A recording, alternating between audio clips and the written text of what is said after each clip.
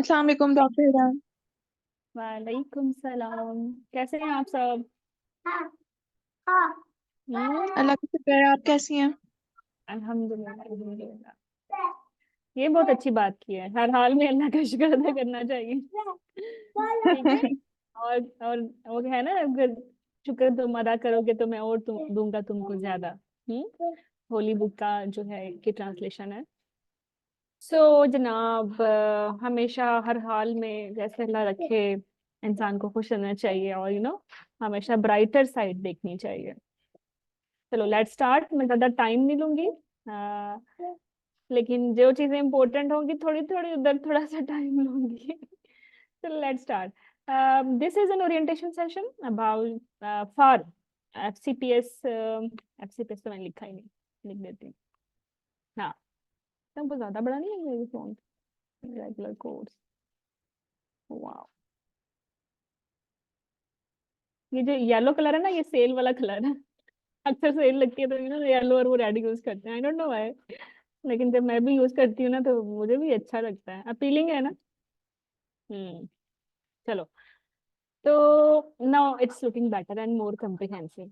तो this is an orientation session FCPS obs gynae के लिए, part two FCPS obs gynae के लिए मोर स्पेसिफिकली। और वी विल डिस्कस कि इस कोर्स में ऐसा क्या है, ठीक है, क्या फीचर्स हैं।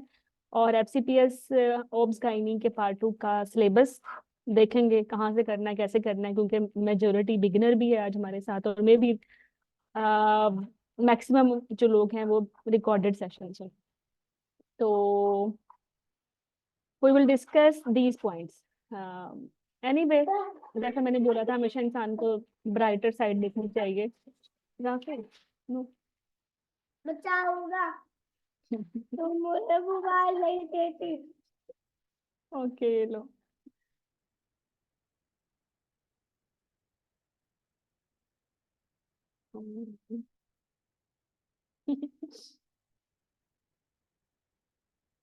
अब तंग नहीं करना, ठीक है।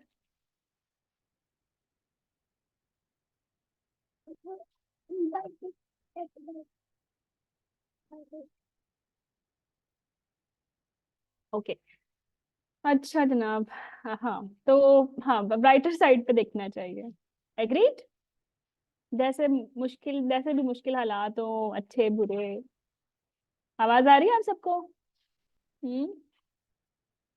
समरा क्लास स्टार्ट हो गई है। हम्म। ओके, अगर आप मुझे सुन सकते हैं तो प्लीज भाई चैट बॉक्स में लिख दें, क्योंकि अक्सर ऐसा होता है मैं बोली जा रही होती हूँ, और पेरेंटली किसी को कुछ सुनाई नहीं दे रहा होता। आ रही है आवाज? हम्म। ओके, साइमा से आ रही है, चलो। Thank you for replying. तो लेट्स स्टार्ट। अगेन हमेशा बोलती हूँ कि जो सक्सेस है ना, वो ओवरनाइट ओवरनाइट नहीं है। कोई ऐसे रात सुबह मतलब उठो तो सक्सेसफुल हो जाओगे आप, ठीक है। तो इसके लिए रोज की एफर्ट है, रोज के स्टेप्स लेने पड़ते हैं, छोटे छोटे छोटे। तो ये स्मॉल स्टेप्स कोलेक्टिवली ऐड हो के एक बिग रिजल्ट देते हैं, ठीक है। और इसको ना दूसरे अंदाज में सोचो, कि छोटी छोटी मिस्टेक्स अगर ठीक पे टाइम पे करेक्ट ना करो ना, तो फिर बड़ी होके बहुत ही बड़ी हो जाती है, ठीक है। चलो, ओके। हमने अच्छे पॉजिटिव वे में अपने सेशन स्टार्ट किया, और फिर हमने एक मोटिवेशनल कोट को सिर्फ खाना पूरी नहीं की, बल्कि ट्राई टू फील इट कि ये छोटे छोटे स्टेप्स जो है ना बेसिकली हमें बिग रिजल्ट्स देने वाले हैं, और ये छोटी छोटी मिस्टेक्स भी जमा होके ना एक बड़ा फेलियर बन जाती है। एनीवे, थीम आज के कोर्स की है कि सिलेबस के बारे में बात होगी, बुक्स के बारे में बात होगी, पास पेपर की बुक्स के बारे में बात होगी, या फिर आप इनसाइड सीरीज कह रहे हैं। Available choice, the best one is only inside series. Okay. और एंड पे, एज यू पीपल नो कि कल रिजल्ट आया एफसीपीएस का, एफसीपीएस होप्स गाइनी पार्ट 2 का। तो कुछ कैंडिडेट्स हैं जो बड़े डिप्रेस हैं, सैड हैं। आई कैन अंडरस्टैंड के अच्छा नहीं लगता अगर रिजल्ट आपके मुताबिक नहीं आया। तो कुछ बातें फिर सेशन के एंड पे उन कैंडिडेट्स के लिए है कि how they can improve their score. ठीक है, शुरू का जो हाफ होगा, शुरू का जो हाफ है वो होगा एक फ्रेश कैंडिडेट के लिए, जिसने तो बेचारे ने अभी आंखें खोली है ना। ठीक है, उसने कैसे पढ़ना है, सिलेबस क्या है उसके नजदीक, बुक्स क्या है और क्या पढ़नी है क्या नहीं पढ़नी। और जो सेकंड हाफ है सिलेबस का, ठीक है, उसमें फिर हम रीसेट कैंडिडेट्स के हवाले से बात करेंगे। तो ये सेशन इक्वली इम्पोर्टेंट है उन सारे कैंडिडेट्स के लिए जिन्होंने थ्योरी बेसिकली अगस्त 2024 में देनी है, चाहे पहली दफा दे रहे हो चाहे दूसरी दफा दे रहे हो। ठीक है, मैंने तो पहले पहले मैंने सोचा था कि सेपरेट कर लेती हूँ सेशन, देन आई डिसाइडेड नहीं, थ्योरी कैंडिडेट्स हैं तो अगर if they will discuss their issues, तो they can be eye opener for fresh candidates as well. So let's start. Syllabus क्या है?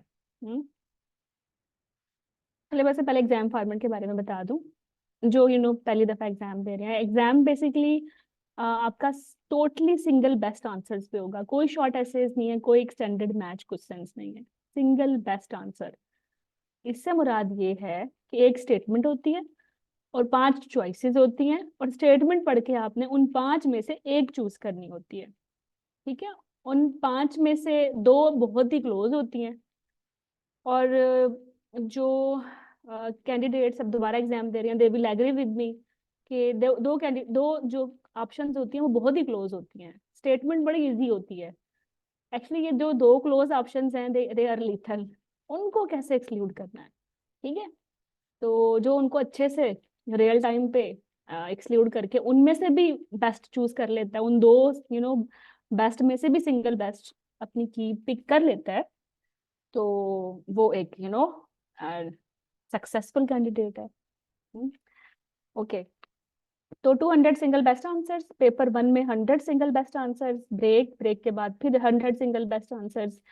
तैयारी अच्छी है तो ये कोई टाइम मैनेजमेंट मसला नहीं है, तैयारी अच्छी नहीं है तो ऑब्वियसली बहुत ज्यादा सोचना पड़ता है, जो चीजें एक्चुअली बहुत इजीली हो जाती हैं आपको उन पे भी टाइम देना पड़ता है। हमेशा एग्जाम में 10-15 क्वेश्चन सबके लिए ऐसे होते हैं जिसपे ओवर थिंकिंग करनी पड़ती है, लेकिन अगर आप इसको ज्यादा कर दोगे 30-40 क्वेश्चंस बन जाएंगे तो time management can be issue. तो टाइम मैनेजमेंट का एक ही बल्कि 2 टिप्स हैं, एक तो रिवीजन अच्छी हो, दूसरा प्रैक्टिस अच्छी हो, फिर टाइम मैनेजमेंट कोई मसला नहीं है। फॉर एफसीपीएस यूजुअली कैंडिडेट्स को टाइम मैनेजमेंट का इशू नहीं होता, जिनकी रिवीजन अच्छी है, रिवीजन करके ही तो आप कमांड हो जाती है आपको अचीव, और प्रैक्टिस अच्छी है, तो फिर एंड पे जो 10-15 क्वेश्चन आपको ओवर थिंकिंग करनी पड़ती है वो उन कैंडिडेट्स को भी करनी पड़ती है, और they can and their exam time at the time, within the time limit. मेरा एक क्वेश्चन है मेरा। मतलब मैं क्वेश्चन सारे लूंगी, बस मेरे 2-3 स्लाइड हैं, जल्दी जल्दी मैं उनको रन कर लूँ, और फिर उसके बाद अगर मैं क्वेश्चन ले लूँ तो क्या ख्याल है। एक्चुअली मेरे दिमाग में बहुत सारी बातें आ रही हैं जो कि अगर पास आ गया ना तो फिर मैं बिल्कुल, मैं खुद ब्लैंक ब्लैंक हो जाती हूँ, क्या करूँ, भूल जाती हूँ। जी तो जी। आप भी भूल जाओगे, आई विल एग्री। आपको अभी तो क्वेश्चन याद है, फिर थोड़ी देर में आप भी भूल जाओगे कि मैंने पूछना क्या था, किसी पीस ऑफ पेपर पे लिख लोगे।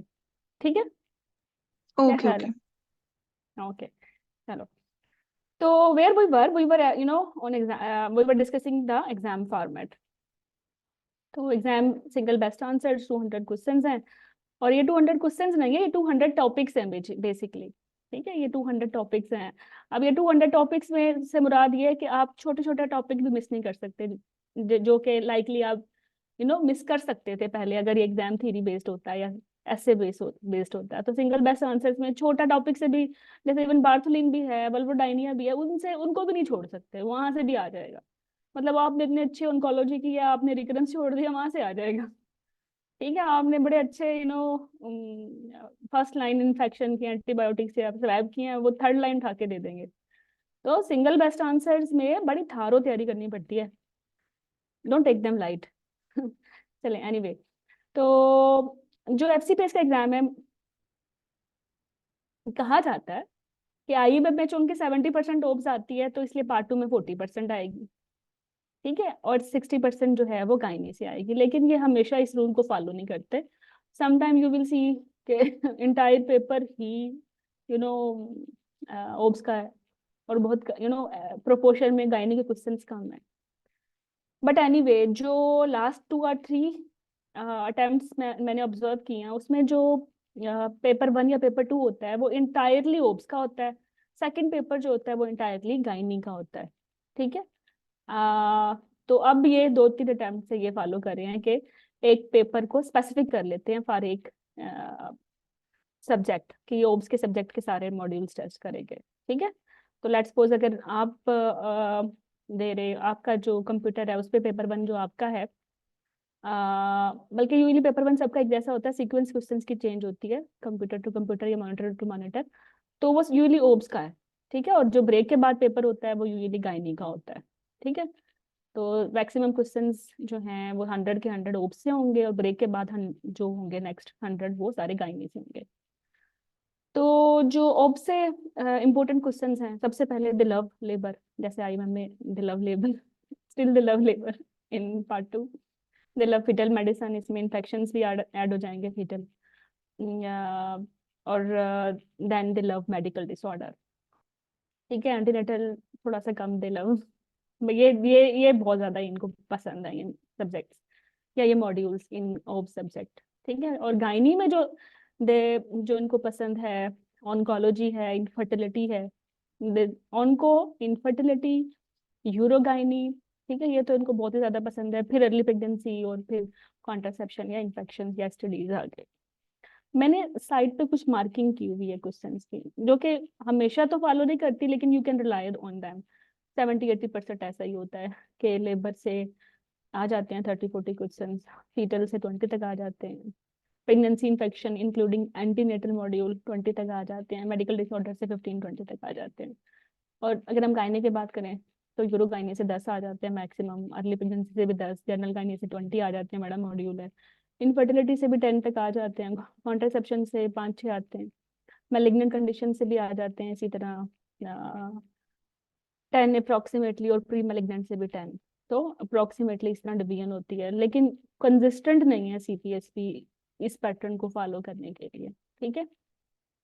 अच्छा, सोर्सेज के बारे में मैं डिटेल में बताती हूँ, लेकिन बेटर अवॉइड टेक्स्ट बुक्स, जो कि इन माय, जब मैं खुद पार्ट 2 दे रही थी तो we used to read only Dewhurst और EBM। ठीक है। जो बड़े अच्छे कैंडिडेट थे वो दोनों पढ़ते थे, वरना कोई एक पढ़ लेता था, और पेपर पास भी हो जाता था। और 2018 की बात थी जब ये बुक नई नई पब्लिश हुई थी, और गाइडलाइन क्वाइट फ्रेश थी। अब वही वही एडिशन है, बट गाइडलाइन सारी अपडेट हो गई हैं, 80% गाइडलाइन अपडेट हो गई हैं। तो इसलिए इन बुक से पढ़ना रिस्की है। मे बी जो आप इंफॉर्मेशन आपको इन बुक से मिल रही है वो अपडेटेड ना हो। ठीक है। तो क्योंकि रिस्की है तो फिर करना ही क्यों, फिर डायरेक्टली गाइडलाइन से कर लेंगे, बेहतर है। ठीक है। या फिर एटलीस्ट आपको पता होने चाहिए ये टॉपिक्स चेंज हो गए हैं, तो इनको जरूर गाइडलाइन से पढ़ना है। ठीक है। तो एनी टॉपिक जिस पे गाइडलाइन रिवाइज हुई आफ्टर 2016, तो better to do them directly from guideline. ठीक है। और इस तरह करोगे तो फिर 20% मटेरियल बचेगा ना, जो ड्यूहर्स या EBM से करोगे। तो फिर बेहतर नहीं, इनसे दूर ही रहो। क्या ख्याल है? Stay away from these books. ठीक है। No EBM, no Dewhurst, and no 10 teacher please. ठीक है। ओके, सो सिलेबस, सिलेबस इसके मॉड्यूल्स हैं बेसिकली। कहने को तो 18 मॉड्यूल्स बनते हैं। ठीक है। लेकिन मैंने उसको भी 12 कर दिया है, खींच तांच के। कैसे किया बताती हूँ। तो देखो, जो ये शुरू के 3 मॉड्यूल्स हैं, स्किल्स पे, अप्रेजल पे, असेसमेंट इंफॉर्मेशन पे। ये तीनों को हम एक ही में कर लेते हैं, और इससे हार्डली 1 या 2 क्वेश्चन आते हैं, हार्डली 1 या 2। ठीक है। और वो भी रिपीट ही होते हैं। अच्छा, clinical governance, I have noticed कि in coming in recent last 2 or 3 attempts, 2023 का साल कह लें इसको ऐसे, उसमें क्लिनिकल गवर्नेंस के मॉड्यूल से इकट्ठे कोई 10-12 क्वेश्चन आए थे इकट्ठे। अब ये जो मॉड्यूल है, जो कि पहले डेड मॉड्यूल था, अब ये है ना अलाइव हो गए।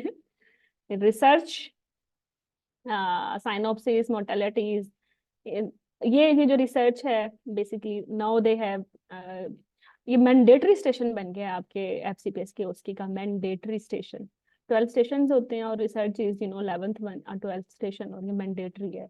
इस पे आपने फॉरेस्ट प्लॉटिंग कुछ भी आ सकता है, कॉकरेन रिव्यू, सिस्टमिक रिव्यूज, कुछ भी। They can even ask about कि जो साइनॉप्सिस लिखा है वो कैसे लिखा है, क्या पी वैल्यू होती है। ठीक है।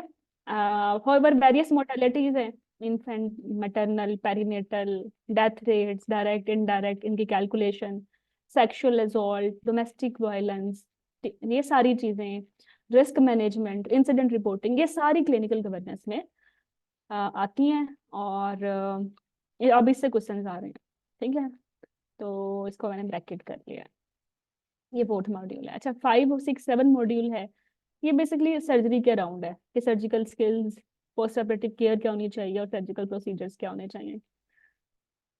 ये मॉड्यूल हमेशा से ही कॉलेज का हॉट फेवरेट रहा है फॉर FCPS पार्ट 2, हमेशा से हॉट फेवरेट रहा है। पोस्ट ऑपरेटिव जैसे वो ऑब्स्ट्रक्शन है, आईलियस के क्वेश्चंस हैं, परफोरेशन के क्वेश्चंस हैं, यूरेटर के क्वेश्चंस हैं, तो भरा पड़ा है स्कूल इन इस तरह के टॉपिक से। सर्जिकल प्रोसीजर्स स्पेसिफिकली यूरोगाइनी के, इनकी हर आर्टरी, नर्व, वेन, इनके रूट, इनकी कॉम्प्लिकेशन, दे लव इट। ठीक है, और स्किल बेसिकली वो उसकी में देखते हैं। एंटीनेटल केयर लाइक ट्विंस हैं। और इसमें क्या आ जाता है, एंटीनेटल में क्या आता है, IUGR है, और वो सारे ऑब डेफिशिएंसी। नहीं नहीं, एंटीनेटल में नहीं आती। Oh okay. एंटीनेटल में विटामिन D डेफिशिएंसी और ये ट्विंस और ये सारे IUGR, reduced fetal movements, red cell antibodies, ये सारी चीजें आती हैं। ठीक है, बेसिकली एंटीनेटल मॉड्यूल एक बड़ा मॉड्यूल है। प्रीटर्म लेबर, PPROM, ये सारा एंटीनेटल में आता है। प्रीविया, APH, सारे के सारे। और मेटरनल मेडिसिन को तो बस नाम लेने की दे रहा है, पेंडोरा बुक्स है मेडिकल डिसऑर्डर का। तो ये ओब्स के जो आपके क्वेश्चंस हैं 100 शुरू का पेपर 1 है, वो तो भरा पड़ा है इन दोनों मॉड्यूल से। बल्कि तीसरा भी खड़ा हुआ है, लेबर। अच्छा, लेबर, लेबर इंट्रापार्टम मैनेजमेंट और फिर पोस्टपार्टम मैनेजमेंट। ठीक है, और फिर नॉर्मल लेबर और एबनॉर्मल लेबर। जो मैंने रेड की है ना इनको, इसका मतलब है ये कॉलेज की फेवरेट मॉड्यूल्स हैं। और इससे भी हमेशा यू विल सी 2025 क्वेश्चंस आने ही आने। ठीक है, 2025 इधर से आ गए, मैटरनल मेडिसिन से आ जाएंगे 2025, एंटीनेटल से आ जाएंगे, ये तो मिल के ही बना देते हैं 75। मतलब अगर आप एंटीनेटल मैटरनल मेडिसिन लेबर कर लो ना अच्छे से, आप पेपर 1 पास कर लेते हो। ठीक है, ये इतने इंपॉर्टेंट मॉड्यूल्स हैं। ओके, फिर गायनाकोलॉजिकल प्रॉब्लम्स, ये गायनी का बड़ा मॉड्यूल है इसमें सारा HMB भरा हुआ है, फाइब्राइड और ब्लीडिंग ऑफ एंडोमेट्रियल ओरिजिन, वो सारी फॉर्म का इनके डिफरेंशियल्स। ठीक है, और फिर इनफर्टिलिटी, ये भी बहुत फेवरेट है कॉलेज का। ठीक है, और कॉन्ट्रासेप्शन के साथ STDs। तो गायनाकोलॉजिकल से ही आप देखेंगे कि कोई मैक्सिमम 30 क्वेश्चन आते हैं, सब फर्टिलिटी से 8-10 आ जाते हैं, कॉन्ट्रासेप्शन से 6-8 तक आ जाते हैं। अर्ली प्रेगनेंसी पहले तो इजी आता था, आराम से शक्ल देख के पता चल जाता था कि एक्टोपिक प्रेगनेंसी है ना। हाँ, और अब बहुत इक्का दुक्का में देखती थी कि प्रेगनेंसी ऑफ अननोन लोकेशन से कुछ आ रहा हो या मिसकैरेज से कुछ आ रहा हो, लेकिन अब या मोलर से कुछ आ रहा हो। लेकिन अब भाई अर्ली प्रेगनेंसी एक हाई यील्ड मॉड्यूल है। ये वो मॉड्यूल है जिससे आप आप इस मॉड्यूल में, अच्छा देखो सबको पता है लेबर अच्छा है, मैटरनल मेडिसिन अच्छा है, एंटीनेटल केयर अच्छा है। इसमें से मैक्सिमम लोग क्वेश्चन सही कर लेते हैं बिकॉज एवरीवन नोज ये बड़े अच्छे मॉड्यूल्स हैं, ये तो बड़े हॉट फेवरेट है। ठीक है, अब आप छोड़ोगे क्या अर्ली प्रेगनेंसी? अच्छा, अर्ली प्रेगनेंसी में आपके जो जो क्वेश्चंस होते हैं मेजोरिटी बच्चे गलत करते हैं, आप सही करते हो, यहाँ से आपकी परसेंटेज इंप्रूव हो जाती है। और ये आराम से नहीं सॉल्व होने वाले होते हैं, दिमाग की दही हो जाती है इसमें ना, अच्छी अच्छी। Like they will not ask you topic pregnancy, वो सारे मेजर फैक्टर्स दे देंगे एक टॉपिक प्रेगनेंसी के, फिर उनकी ऑड्स रेशियो देख के बताना पड़ेगा कि इन सब में बेस्ट कौन सा है। ठीक है, तो इस तरह के वो देते हैं, बट एनीवे हम ऐसे ही पढ़ेंगे, नो वरीज। ऑन्कोलॉजी सब अच्छे तरीके से करते हैं, तो और ये कॉलेज के लिए इम्पोर्टेंट भी है। लेकिन oncology for me is like math, आप स्टेज वाइज ट्रीटमेंट कर लो या रिकरेंस कर लो, ये पढ़ते हुए शायद ले, फर्स्ट टाइम पढ़ते हुए 10-15 दिन ले, बट एग्जाम से पहले रिवीजन में ये 2 घंटे लेता है। The way we will do it ये ओनली 2 आवर लेता है, और इसमें मतलब लेस प्रोबेबिलिटी है कोई क्वेश्चन खराब करने की। अच्छा, यूरोगाइनी में लोग करते हैं, ये डुबो देता है। समझ ही नहीं आती मैनचेस्टर करना है या नहीं, क्योंकि सब कहा यह जाता है करना नहीं है, लेकिन दे विल, वो आपको डेड एंड पे लाके छोड़ देते हैं जिसमें ऑप्शन कोई नहीं बचती मैनचेस्टर के अलावा। यूरोगाइनी इन क्लिनिकल मॉड्यूल है। है तो नहीं, बट सीपीएसपी के लिए क्लिनिकल है। इसमें आपको बड़े इफ एंड बट्स होते हैं, ठीक है। तो अर्ली प्रेगनेंसी में मैंने बोला ना कि इसमें मैक्सिमम लोग गलतियां करते हैं, इसी तरह यूरोगानी में भी मैक्सिमम लोग गलतियां करते हैं, बिल्कुल करते हैं गलतियां। उसकी में भी सेम, जब जब आप थ्योरी में अच्छे नहीं हो ना, आप लिख लो आप टॉक्स में भी अच्छे नहीं हो। ये आपका वो डरावना ख्वाब है जो हमेशा हर वक्त आपके पीछे पीछे साई की तरह लगा रहेगा। आप पार्ट 2 भी कर लोगे ना, आप एसआर के इंटरव्यू में बैठे होंगे, उसी टॉपिक से इंटरव्यू होगा जिसको आपने हमेशा लाइट लिया है, ठीक है। वो जो जो चीज आपको नहीं आती ना, वो सच में पता नहीं वो साई की तरह पीछे चिपक जाती है। जिस दिन पेपर है उससे एक दिन पहले आपने कुछ सोचा कि यार ये नहीं आएगा, इसको तो मैं एक साइड पे रखूं, वो अगले दिन उसी में से क्वेश्चन आए होते हैं और वही वहीं से आए होते हैं जो आपने छोड़े होते हैं, ठीक है। तो भाई ऐसा कुछ नहीं है, अभी तो हम बहुत अर्ली तैयारी स्टार्ट कर रहे हैं, तो बहुत अच्छी इंसानों वाली करनी है। If you really want to pass your FCPS, तो think about your whole FCPS. ये नहीं करना कि बस थ्योरी जहाँ से जान छूट जाए आगे टॉक्स में देख लेंगे, बिलीव में आप टॉक्स में नहीं देख सकते। अगर आपने अब नहीं देखा ना, ये जो आंखें अब नहीं खुली हैं टॉक्स में तो नहीं खुलने वाली। आप एक ही दफा हमारी ये क्या कहते हैं कॉग्निटिव लोड, ये मैंने आज ही वर्ड सुना है, एक ब्लॉग में पढ़ रही थी। तो वो ये कह रहे थे कि जो जब हम अपने माइंड में कोई नई इंफॉर्मेशन रजिस्टर कर रहे होते हैं, एंट्री लेवल पे ही मिस्टेक हो गई है ना, छोटी सी एंट्री लेवल पे ही, जैसे मैंने बोला था ना स्मॉल स्मॉल स्टेप से बड़े बड़े रिजल्ट्स आते हैं, एंट्री लेवल पे ही छोटा सा माइन्यूट सा पुर्जा आपका ढीला रह गया है ना, इससे अब इतने बड़े बड़े ब्लंडर करते हो पेपर में, इतने बड़े बड़े, ठीक है। अभी अभी मेरे दिमाग में 2 ब्लंडर आ रहे हैं जो मैंने खुद किए हैं, खुद किए हैं मैंने।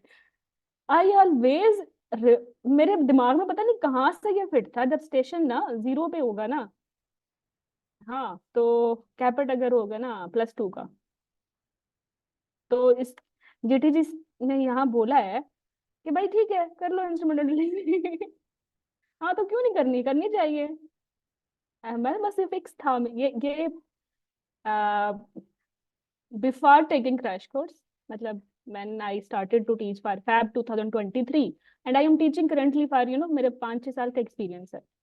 इन 5-6 सालों में मेरे एंट्री लेवल पे ये चीज फिक्स हो गई थी कि जब स्टेशन 0 पे होता है, कैपिट +2 हो, यहाँ तक आप कर सकते हो इंस्ट्रूमेंटल डिलीवरी, ठीक है।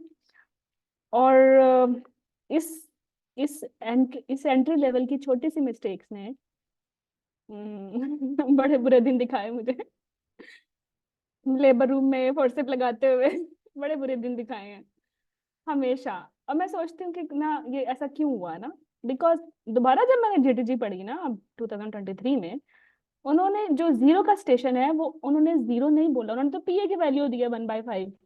दे never ever anywhere in GTG basically they have use that term station 0। ये तो विजाइनल स्कोर, ये तो विजाइनल है ना बेसिकली। हम्म। तो उन्होंने अब एक्चुअली होता क्या है, जब पीए पर स्टेशन 1/5 है तो इट्स ये इक्वल है स्केल स्पाइन के, और स्केल स्पाइन 0 है, तो ए इज इक्वल टू बी और बी इज इक्वल टू सी, तो ए इज इक्वल टू सी, ऐसा ही हुआ ना। लेकिन ऐसा नहीं था। तो अगर आपको पीए की वैल्यू मिलती है तभी आप इंस्ट्रूमेंटल डिलीवरी करेंगे +2 पे। पीए अगर नहीं देते ना, तो it's better to give up on instrumental delivery. अब ये एंट्री लेवल का मेरा अपना फॉल्ट था और इसकी वजह से बहुत छोटी सी तो बात है ना, बिकॉज आई थॉट के A is equal to B, B is equal to, ऐसे ही होता है ना बच्चों, ए इज इक्वल टू, हाँ कैसे इज इक्वल टू होता है, ए इज इक्वल टू बी। जब ए इज इक्वल टू बी है, ठीक है। तो जो ये जो बी की वैल्यू है, आ, हमने सोचा कि, कैसे मैं बोलूँ, सही नहीं बोल रही, चलो दोबारा कोशिश करती हूँ। A is equal to B, B is equal to C, ऐसे है। मतलब ए बी के इक्वल है और बी सी के इक्वल है, यही है ना।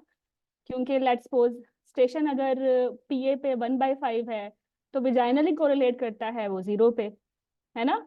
और फिर ऑब्वियसली फिर हम जो जब एक जैसी चीजें मिल रही हैं तो फिर हम इनको कोरिलेट कर सकते हैं।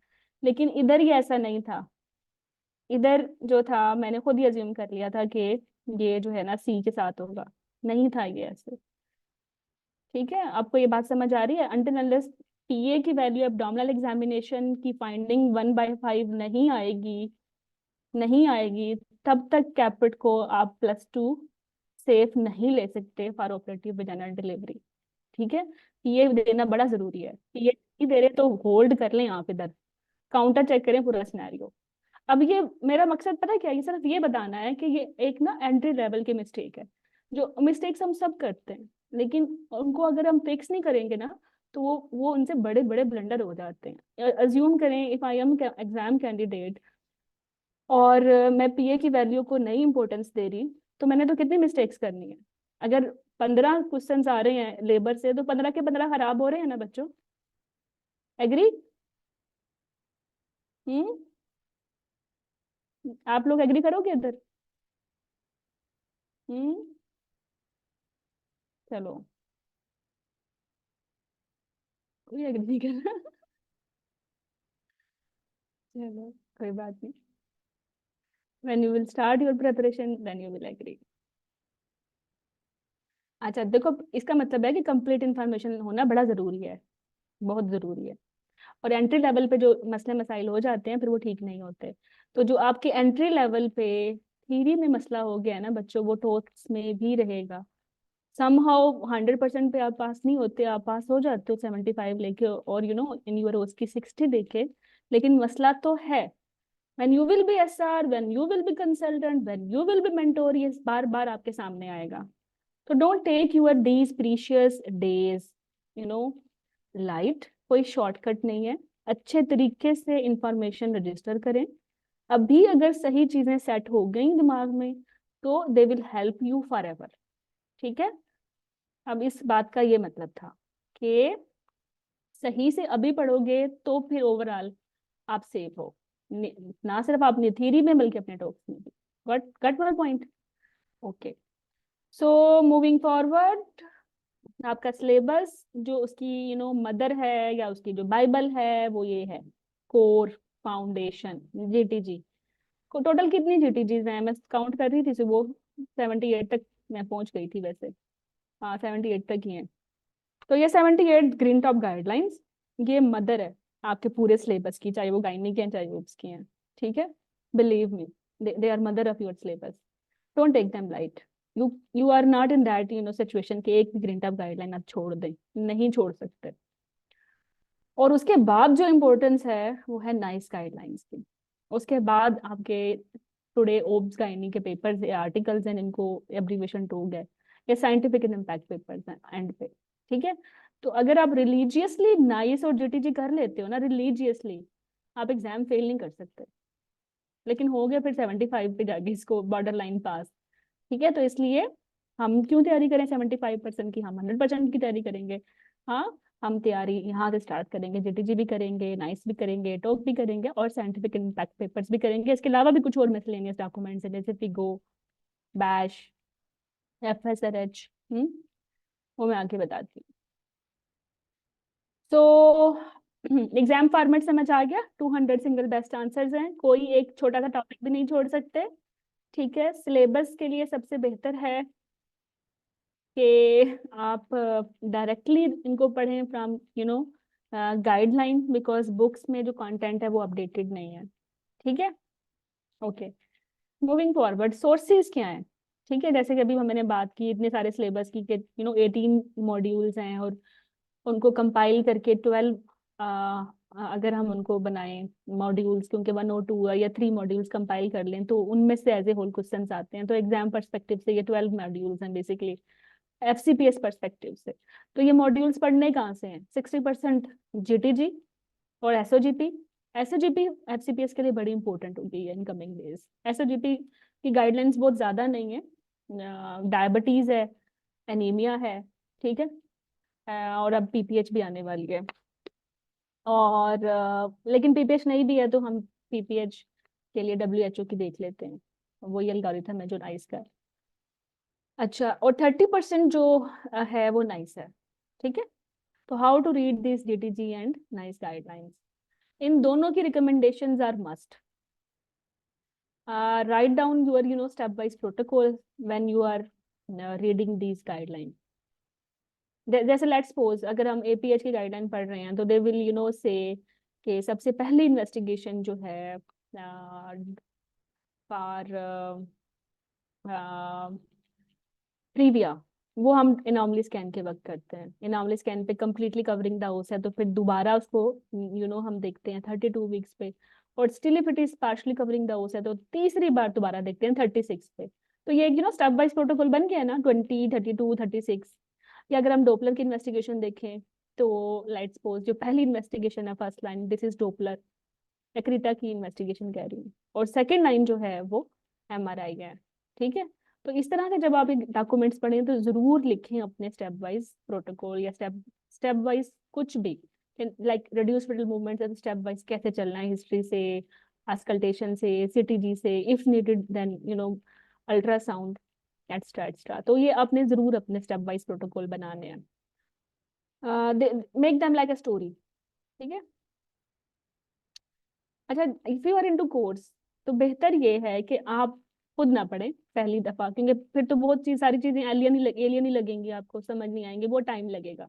तो पहले सुन ले, कोई भी टॉपिक सुनने के बाद जब आप पढ़ते हो तो वो बहुत इजी हो जाता है। Like if you are giving 2 hour to a guideline, जब आपने उसका लेक्चर नहीं सुना तो believe me once you will listen to the session और दैट रेलेवेंट टॉपिक लेक्चर, जब उसके बाद गाइडलाइन पढ़ोगे ना आपके 30 मिनट लगेंगे, तो आपका 1.5 घंटा बच चुका है। तो पहले सुनना अच्छी बात है, इससे टाइम बच जाएगा, क्योंकि आपको पहले से पता है कि इसमें इंपॉर्टेंट चीजें क्या है, क्या किन चीजों पे एम्फसाइज करना है, क्या एग्जाम में आई है। ठीक है, obviously I will keep mentioning कि ये इंपॉर्टेंट है, ऐसे चलना है, ऐसे करना। और जो स्टेप वाइज प्रोटोकॉल आपने बनाने हैं वो मेरे मेरे अपने जो मेरा अपना स्टाइल है इसी तरह के बनाने का डब्बे, तो आपको मिल जाएगा। तो आपकी 100% अगर आप एफर्ट आप दे रहे थे बिफोर लिसनिंग माय लेक्चर, तो आफ्टर लिसनिंग माय लेक्चर आप सिर्फ 10% आपको फिजिकल एफर्ट करनी पड़ेगी। मेंटल एफर्ट तो ऑब्वियसली उतनी ही होगी जितनी आपने करनी है, उसकी कोई रिप्लेसमेंट नहीं है, लेकिन नोट्स बनाने वाली जो आपकी मुशक्कत है ना वो कम हो जाएगी 90%। और किसी टॉपिक को ऐसे स्टोरी की तरह लिया करें, अच्छा ये हुआ फिर ये हुआ, जैसे एक स्टोरी होती है वंस अपॉन अ टाइम और फाइनल उसका एक रिजल्ट होता है ना, हैप्पी एंडिंग होती है। तो इसी तरह किसी टॉपिक की भी एक स्टोरी होती है, बहुत सारी चीजें होती हैं, फिर उसकी हैप्पी एंडिंग होती है। तो ऐसे भी आप पढ़ें तो आपका मूड अच्छा रहेगा मतलब अपने आप को ओवर बर्डन ना करें, जब हम पढ़ने जा रहे हैं अब हम स्टोरी सुनने जा रहे हैं। ठीक है, एक और हिंट देती हूँ, मजे की है, और वो ये है कि आपने मुझे सुन लिया, आपने पेन डाउन कर लिया अपनी थॉट्स को, why not to give that step by protocol your own voice. Believe me, आप खुद उसको लाइक कोई भी टॉपिक है ना, कोई भी एक जीटीजी की कोई एक भी टॉपिक है, बिलीव मी आप उसको आराम से एक 5 मिनट स्टोरी बना सकते हो, आराम से। कैसे बना सकते हो, आपने मुझे सुना, सुनने के बाद आपने पढ़ा, कलर कर लिया, हाईलाइट कर लिया, चाहे ऑनलाइन पढ़ रहे हो चाहे हार्ड कॉपी में पढ़ रहे हो। ठीक है, और उसके प्रोटोकॉल्स बना लिए। अब आपने याद तो करना है ना, आप उसको बोल के याद कर लो, उसको एक स्टोरी के फॉर्म में बना दो। ठीक है, वो hardly it will take 5 minutes. अब पता है क्या होगा, अब जब आप इसको रिवाइज करोगे तो आप अपने आप को स्विच ऑन कर लो, सुन लो। खुद को सुनना तो बड़ा अच्छा लगता है। हाँ, और आप जैसे खुद को पढ़ा रहे होंगे, इससे अच्छा क्या है। Who is sincere for you other than you, what you से। हम्म, क्लियर। नहीं, चैट बॉक्स बिल्कुल खाली है, ऐसे तो नहीं मजा आ रहा। हाँ, कुछ नहीं चल रहा। नहीं, ये तो डेड चैट है ऐसे थोड़ी मजा आता है। चलो सब लिखो, यस मैम, साइमा गुल की तरह। चलो, समझ आ गई, ओके, मैम को भी आ गई। Okay good. Binju Koirala, Nepal, okay. Neelam को भी आ गए। ओ, अच्छा, बहुत ज्यादा दम बखुद होके सुन रहे हो। ओके, चलो, थैंक यू साइमा। चलो लेट मूव मूव ऑन। तो ये समझ आ गया है कि भाई सिलेबस में मॉड्यूल्स हैं, मॉड्यूल्स पढ़ने कहाँ से हैं? ग्रीन टॉप से। जिन पे एसओजीपी है वो एसओजीपी से, माननी किसकी है? जीटीजी एसओजीपी में अगर कोई डिफरेंस है तो भाई एसओजीपी। ठीक है, ओके। और आफ्टर दिस नाइस, और ये बहुत कम है कि किसी एक टॉपिक पे आपको मिल जाए जीटीजीबी और नाइस भी। दो तीन टॉपिक्स हैं जो ओवरलैप होते हैं, जैसे टॉपिक है मस्कैरेजेस हैं, उन दोनों की जीटीजी और नाइस है। लेकिन ये एक दूसरे में पंगे नहीं लेते ज्यादा, मतलब अंदर ज्यादा नहीं तंग करते। ठीक है, तो साइड बाय साइड चलते हैं। जहाँ एक दूसरे से थोड़े से डेविएट होते हैं, हो भी सकते हैं, होते भी हैं, तो वहां हम क्या करेंगे? हमारी जो प्रायोरिटी होगी वो ग्रीन टॉप होगी। ठीक है, और उसके बाद नाइस होगी अगर जीटीजी और नाइस में कोई पंगा है। बट अगर जीटीजी और एसओजीपी में कोई पंगा है तो जैसे डायबिटीज की सारी वैल्यूज चेंज है जीटीजी और एसओजीपी की। अच्छा, मुझे वैसे समझ नहीं आती, बहुत सारे जो पूल है ना, वो आपको उस पॉइंट पे लाके छोड़ते हैं जिसको आप अटेम्प्ट ही सिर्फ जीटीजी के स्टाइल में कर सकते हो, और कोई सिंगल बेस्ट ऑप्शन ही नहीं होती।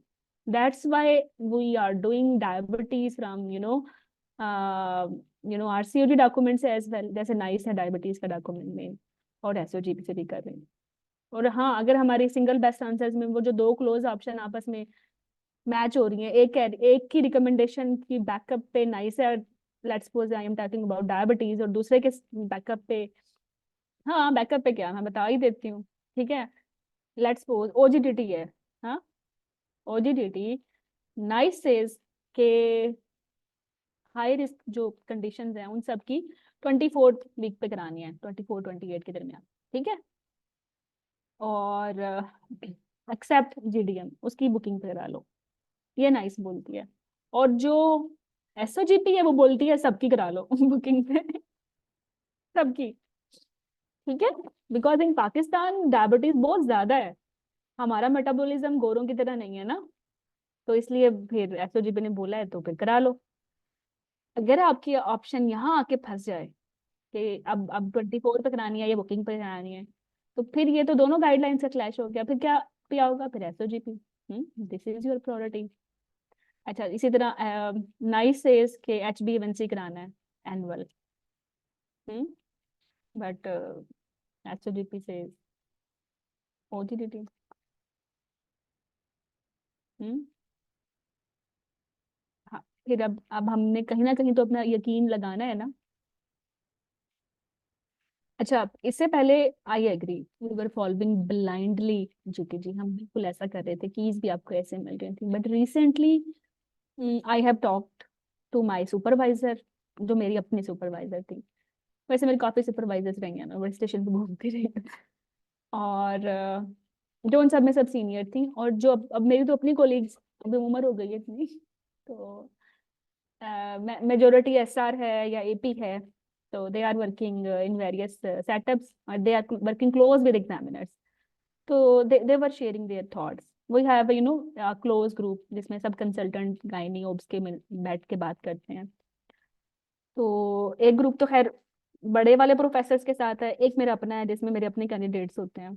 तो फाइनल कंसेंसस जो अब आजकल है वो यही है कि एसओजीपी दे आर फेवरिंग, और इनकी फ्रीक्वेंट मीटिंग्स हो रही हैं एसओजीपी की, फिगो के साथ, एसओजीपी की यू नो आरसीओजी या आरसीपीआई के साथ।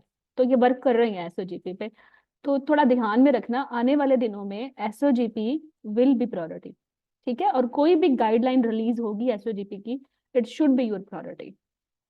अभी तो खैर एनीमिया डायबिटीज ही है, अभी और बहुत भी आने वाली है। ठीक है, ओके, चलो। लेकिन इस पे गुजारा नहीं होता, लेकिन आपको फिर भी नाइस से डायबिटीज हम करवाते हैं, बिकॉज बहुत सारे क्वेश्चंस ऐसे हैं जो कि एक्सेप्ट डूइंग नाइस सॉल्व ही नहीं होते। ठीक है, तो बड़ा फाइन बैलेंस है फिर, लेकिन by doing practice practice practice practice आपको समझ आ ही जाएगी। ठीक है, और थोड़ा सा दिक्कत पेश आती है एनीवे ओस्की में भी, तो कोई मसला नहीं है, एग्जामिनर से पूछ लो कि एसओजीपी सेज ये एंड नाइस सेज ये, दोनों बता दो। क्योंकि कुछ examiner they are pro to NICE and कुछ एग्जामिनर्स जो हैं they are pro to SOGP pro हैं। तो उसका हमने बस ये कंसेंसस निकाला है कि we will my candidates who are now preparing for talks, they will give their reference according to the both guidelines, तो मसला ही नहीं होगा। ठीक है, तो इसमें क्या दिक्कत है कि madam according to the NICE I will जो है go for HPVNC and SOGB says OJT is preferred, however, तो whatever examiner कहेगा what is your opinion, तो आप बोलोगे I will go with my own data obviously SOGP, क्योंकि जो diabetes है वो एक मेटाबॉलिक कंडीशन है ना, मेटाबॉलिज्म तो रेस को बड़ा फॉलो करता है।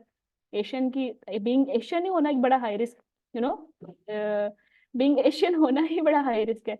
और आप हैरान होंगे जीटीजी के एंड पे हमेशा एक डिस्क्लेमर होता है। वो डिस्क्लेमर पता है क्या होता है? वो ये होता है कि follow your on population data. किसी भी एंटीबायोटिक रेजिस्टेंस पे कहीं भी वो फंसते हैं, वो एक एंटीबायोटिक को चूज नहीं करते, वो कहते हैं अपनी एंटीबायोटिक, अपनी लोकल रेजिस्टेंस देखें, लोकल प्रोटोकॉल्स देखें। ठीक है, और वैसे तो देखा जाए जेटी ने लिखा होगा एशियन हाई रिस्क है, लेकिन ये साउथ एशियन और स्पेसिफिकली पाकिस्तानी रेस में है वो वेरी वेरी हाई रिस्क है, तो इसलिए उनका 24 पे नहीं करना, आप उनका बुकिंग पे कर लें।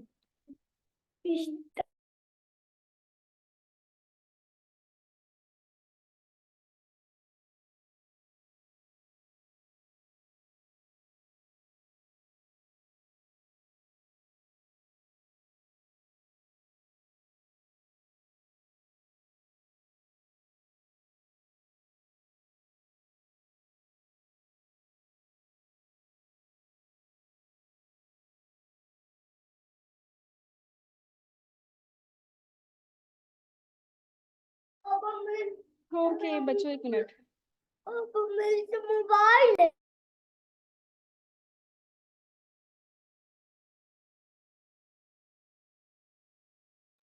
ओके चलो, तो एनीवे तो हम हमने क्या कहा है, हमारे जो सोर्सेज हैं सबसे बड़ी जो प्रायोरिटी है वो एसओजीपी है, देन जीटीजी, देन नाइस। लेकिन एसओजीपी में सिर्फ अभी तक 2 ही टॉपिक्स पे एसओजीपी है, तो मेजोरिटी अगर मैं ये बोलूँ कि बाद मेजोरिटी ऑफ द थिंग्स हम जीटीजी को फॉलो करेंगे, और then we will follow the NICE if there is any disparity between these two. What about the other things? ठीक है, अभी 30% बाकी जो कंटेंट है वो कहाँ से पढ़ेंगे? उसके लिए हमने सिलेक्टेड टॉक्स करने हैं, talk articles.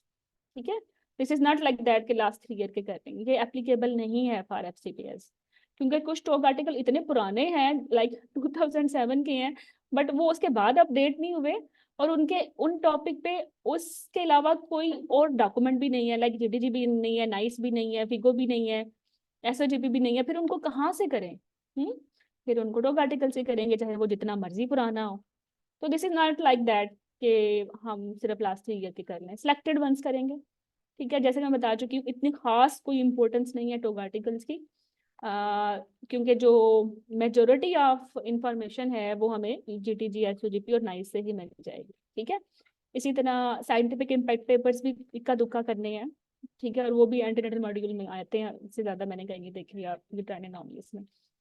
However, FSRH is very important. आप सोच भी नहीं सकते FSRH को छोड़ना, बिकॉज कॉन्ट्रासेप्शन, सारा का सारा जो कॉन्ट्रासेप्शन के टॉपिक्स हैं उनकी जो गाइडलाइंस हैं वो FSRH कवर करती है। और फॉर्चुनेटली, या मैं इसको फॉर्चुनेटली नहीं बोलना चाहिए, अनफॉर्चुनेटली जो अदर सोर्सेज हैं, चाहे वो टेक्स्ट बुक्स हैं, जो भी है, whatever, they are not safe. जो इंफॉर्मेशन उनमें है वो क्वाइट अपोजिट है FSRH से। ठीक है, चाहे वो वेज़ेक्टमी रिवर्सल की टेक्निक्स हैं, कॉम्प्लिकेशंस हैं, वट एवर, तो we have to follow FSRH for contraception, specifically emergency contraception का देनी है, OCPs UK-MAC4 स्पेसिफिकली। ठीक है, और और वो भी अपडेटेड, क्योंकि जब आप को कोई भेजता है रेफरेंस, 2017 की FSRH भी हो सकती है, लेकिन 2019 में भी FSRH बच्चों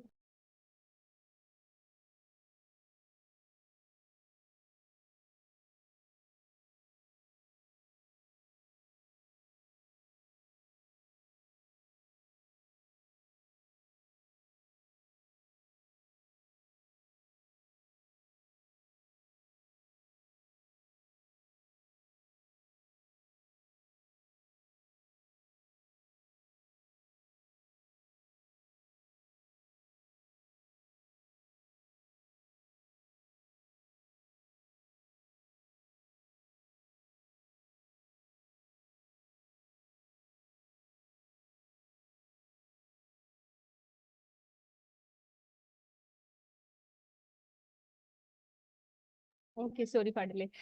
अच्छा तो एफएसएच अपडेटेड करनी है 2021 तक 22 तक, इसी बहुत सारे टॉपिक्स अपडेट हो चुके हैं। अच्छा इसी तरह कुछ जो इन्फेक्शन है उनकी गाइडलाइन एफएसएच कवर करेगी और मैक्सिमम की बैच, ठीक है। ओके और जो ऑन्कोलॉजी है वो सिर्फ फिगो से करेंगे, फिगो से करेंगे। एक दो क्वेश्चंस के लिए we will read British oncology society, but वो ना भी करें तो कोई मसला नहीं, आई विल कवर इट।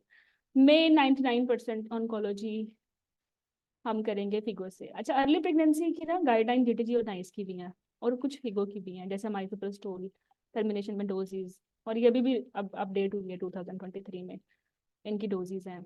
और इसमें थोड़ा सा डिस्क्रिपेंसी भी है, इंडक्शन ऑफ लेबर फिगो की डिफरेंट है, नाइस की डिफरेंट है।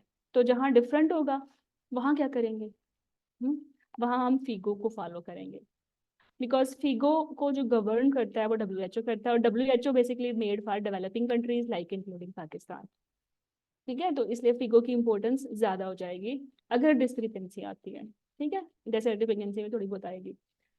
अच्छा कंसेंट एडवाइसेस रिसेंट मोस्ट करेंगे, और ये बहुत ज़रूरी है, बिकॉज लेप्रोस्कोपी स्पेसिफिकली जब इसकी परसेंटेजेस आती है और आएंगी डेफिनेटली इन योर एग्जाम, वो उनमें मसला हो जाएगा। पुरानी होंगी तो वो बोल रही होंगी 1 to 2% कॉर्पोरेशन है, और रिसेंट कुछ और बोल रही होंगी, बट जो रिसेंट होगी हम उसी को फॉलो करेंगे। सर्जरी के जो कॉम्प्लिकेशंस है मेनली उनको हम कंसेंट एडवाइसेस पढ़ेंगे उनके लिए, ठीक है। तो रिवाइज करवा देती हूँ दोबारा से कि ईबीएम ड्यूहर्स का दौर नहीं है बच्चों, ठीक है। और एंट्री लेवल पे ही मिस्टेक्स हो गई, कभी ठीक नहीं होती, वो छोटी छोटी मिस्टेक्स से फिर बड़े बड़े ब्लंडर होते हैं। तो आपने ऐसा नहीं करना, you people are fresh now, जो चीज़ें सही तरीके से रजिस्टर करोगे वो सारी उम्र याद रहेंगी, और इन्हीं छोटी छोटी बातों के बेस पे बड़े बड़े कॉन्सेप्ट बनेंगे, बड़े बड़े क्लिनिकल केसेस जो हैं वो सॉल्व करोगे, ठीक है। तो religiously follow the guidelines, don't do you know old outdated books. Single best answers हैं, हमेशा दो क्वेश्चंस में फंस जाते हो, और यहाँ आप जितनी अच्छी प्रैक्टिस करोगे, जितने अच्छे ज़्यादा एमसीक्यू सॉल्व करोगे, जितने कीनली पढ़ोगे स्टेप वाइज प्रोटोकॉल को, you can easily pick a right key. कोई भी टॉपिक नहीं छोड़ सकते, क्योंकि किसी भी छोटे से टॉपिक से भी 2-3 क्वेश्चन आ सकते हैं, ठीक है। ओके और मेनली जो हमारा सिलेबस का कंटेंट है, ये सारे मॉड्यूल्स हैं, मेनली इनके लिए ग्रीन टॉप गाइडलाइन है 60%, और 40 to 60%, 15-30% नाइस है, और जो बाकी रिमेनिंग हैं उन पे फिगो है, एफएसआरएच है, बैश है, ठीक है, टोग आर्टिकल्स हैं, सिप आर्टिकल्स हैं। तो यहाँ कोई तक कोई मसला मसाइल यहाँ तक क्लियर है आपको कि मॉड्यूल्स कितने हैं और उनको पढ़ना कहाँ से है। आपको आपको ना हर मॉड्यूल का स्टडी मटेरियल आप आराम से डाउनलोड कर सको, आपको रिस्पेक्टिव लिंक्स मिलते रहेंगे, जैसे लाइक फिटल इन्फेक्शन अभी आप लोगों ने स्टार्ट किया है, तो फिटल इन्फेक्शन का जो पेरेंट मॉड्यूल है जहाँ से सारी लेटेस्ट गाइडलाइन आप अपलोड कर डाउनलोड कर सकते हो, प्रिंट ले सकते हो या लाइव पढ़ सकते हो, तो वो डिफरेंट है, और जो कोर्स ग्रुप है वो डिफरेंट है, ठीक है, जिसमें ओके पायमा को समझ आ गई, सबको ही आएंगी फिर तो। अच्छा रीडिंग साइकिल क्या है? No, reading cycle this is very important.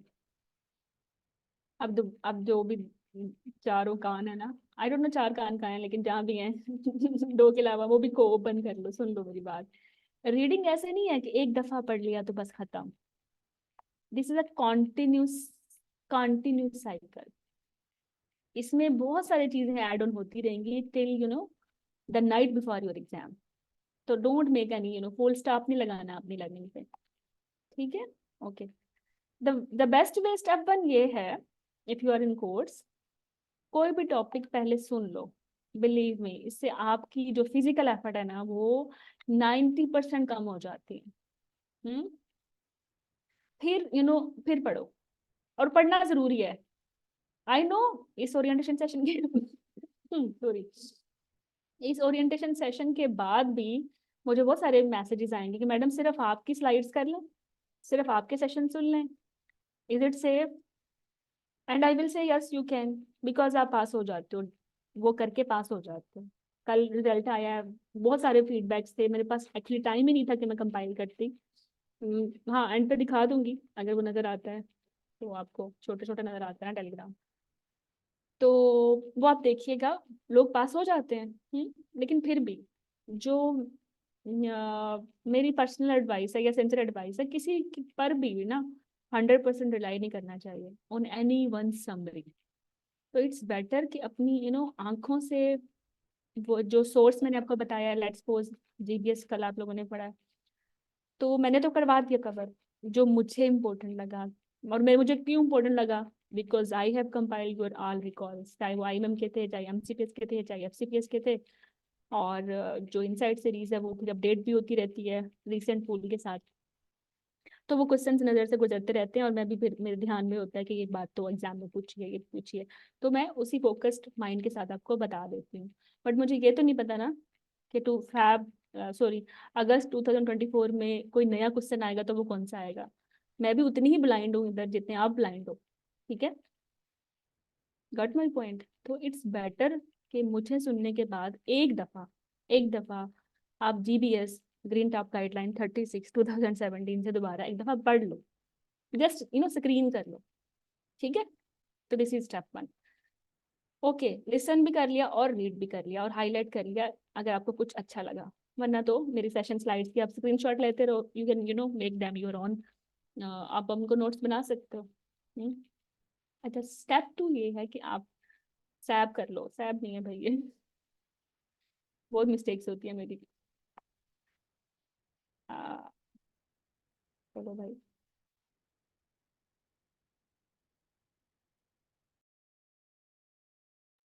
Step 2 ये है कि जब आपने, लाइक जीबीएसई की बात कर रही हूँ या फेटल इन्फेक्शन की मैं बात करूंगी एज ए मॉड्यूल, आपने फेटल इन्फेक्शन कंप्लीट कर लिया, मेरे साथ सुन लिया, और उसके टॉपिक्स आपने रीड भी कर लिए जहाँ जहाँ से करने थे, ग्रीन टॉप से या नाइस से या डॉग आर्टिकल से, तो वो कर लिया आपने। तो स्टेप 2 पे आपने सिंगल बेस्ट आंसर्स की प्रैक्टिस करनी है। ठीक है, अब सिंगल बेस्ट आंसर्स जैसे जैसे सॉल्व करोगे एक नए अंदाज से आप उस टॉपिक को देखोगे।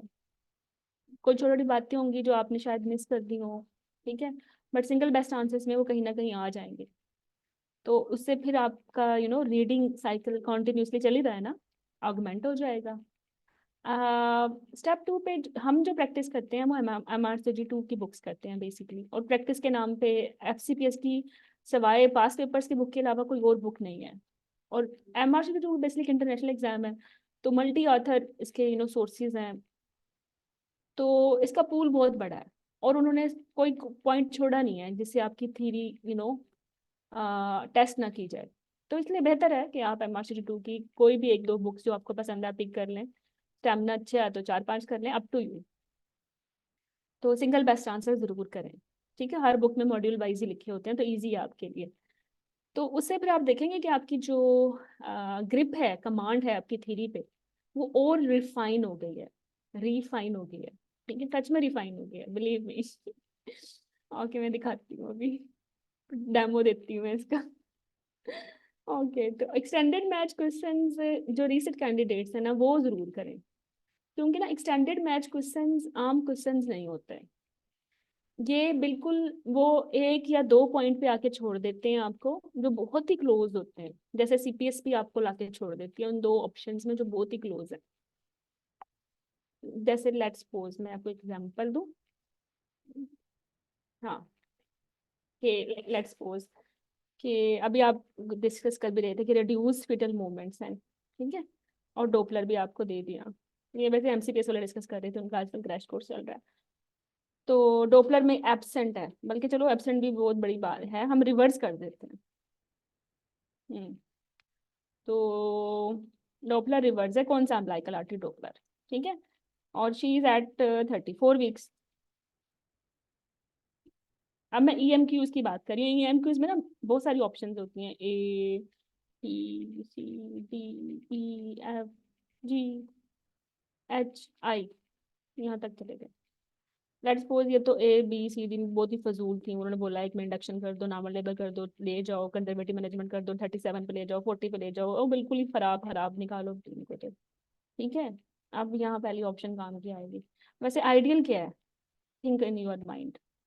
34 पे रिवर्स वालों को क्या करना है, डिलीवरी करना है ना, और कोई ऑप्शन है? Tell me any other option. लेके जाओगे आगे? नहीं लेके जाओगे ना। क्योंकि एब्सेंट या रिवर्स 32 पे बाहर निकाल देते हैं बस बच्चे को। तो अब तो 34 पे आप क्यों नहीं निकालेंगे? डिलीवरी गेम है ना। हाउ डिलीवरी कैसे करेंगे? एब्सेंट रिवर्स पे नॉर्मल तो नहीं करेंगे, सेक्शन करेंगे। राइट। ओके सो चलो, तो ये हमारी आइडियल की है कि हमने इसका इलेक्टिव सेक्शन करना है। ऑप्शन एफ भी बोल रही है इलेक्टिव सेक्शन कर दो, ऑप्शन जी भी बोल रही है इलेक्टिव सेक्शन कर दो, एच भी बोल रही है इलेक्टिव सेक्शन कर दो। ठीक है, और चूंकि रेडियस पेडल मूवमेंट है तो ऑप्शन आई बोल रही है कैटेगरी 1 सेक्शन करता हूँ। तो कैटेगरी 1 सेक्शन कब करते हैं? वो तो होल नाक हो ना, जब रप्चर है, अब्रप्शन है, पेडल डिस्ट्रेस है, सवेयर मैटरनल डिस्ट्रेस है ना, एफबीएस बहुत गंदा सा आ रहा है, एबनॉर्मल आ रहा है, तब ऐसा तो कोई हालात नहीं है। उन्होंने तो मेंशन भी नहीं की, सीटीजी हमें नहीं की ना, तो ये भी निकाल दो। ओके, अब तीन, अब तीन चॉइसेस बची हैं सिजेरियन सेक्शन की। एक बोलती है सिजेरियन सेक्शन नाउ, दूसरी बोलती है सिजेरियन सेक्शन आफ्टर स्टीराइड।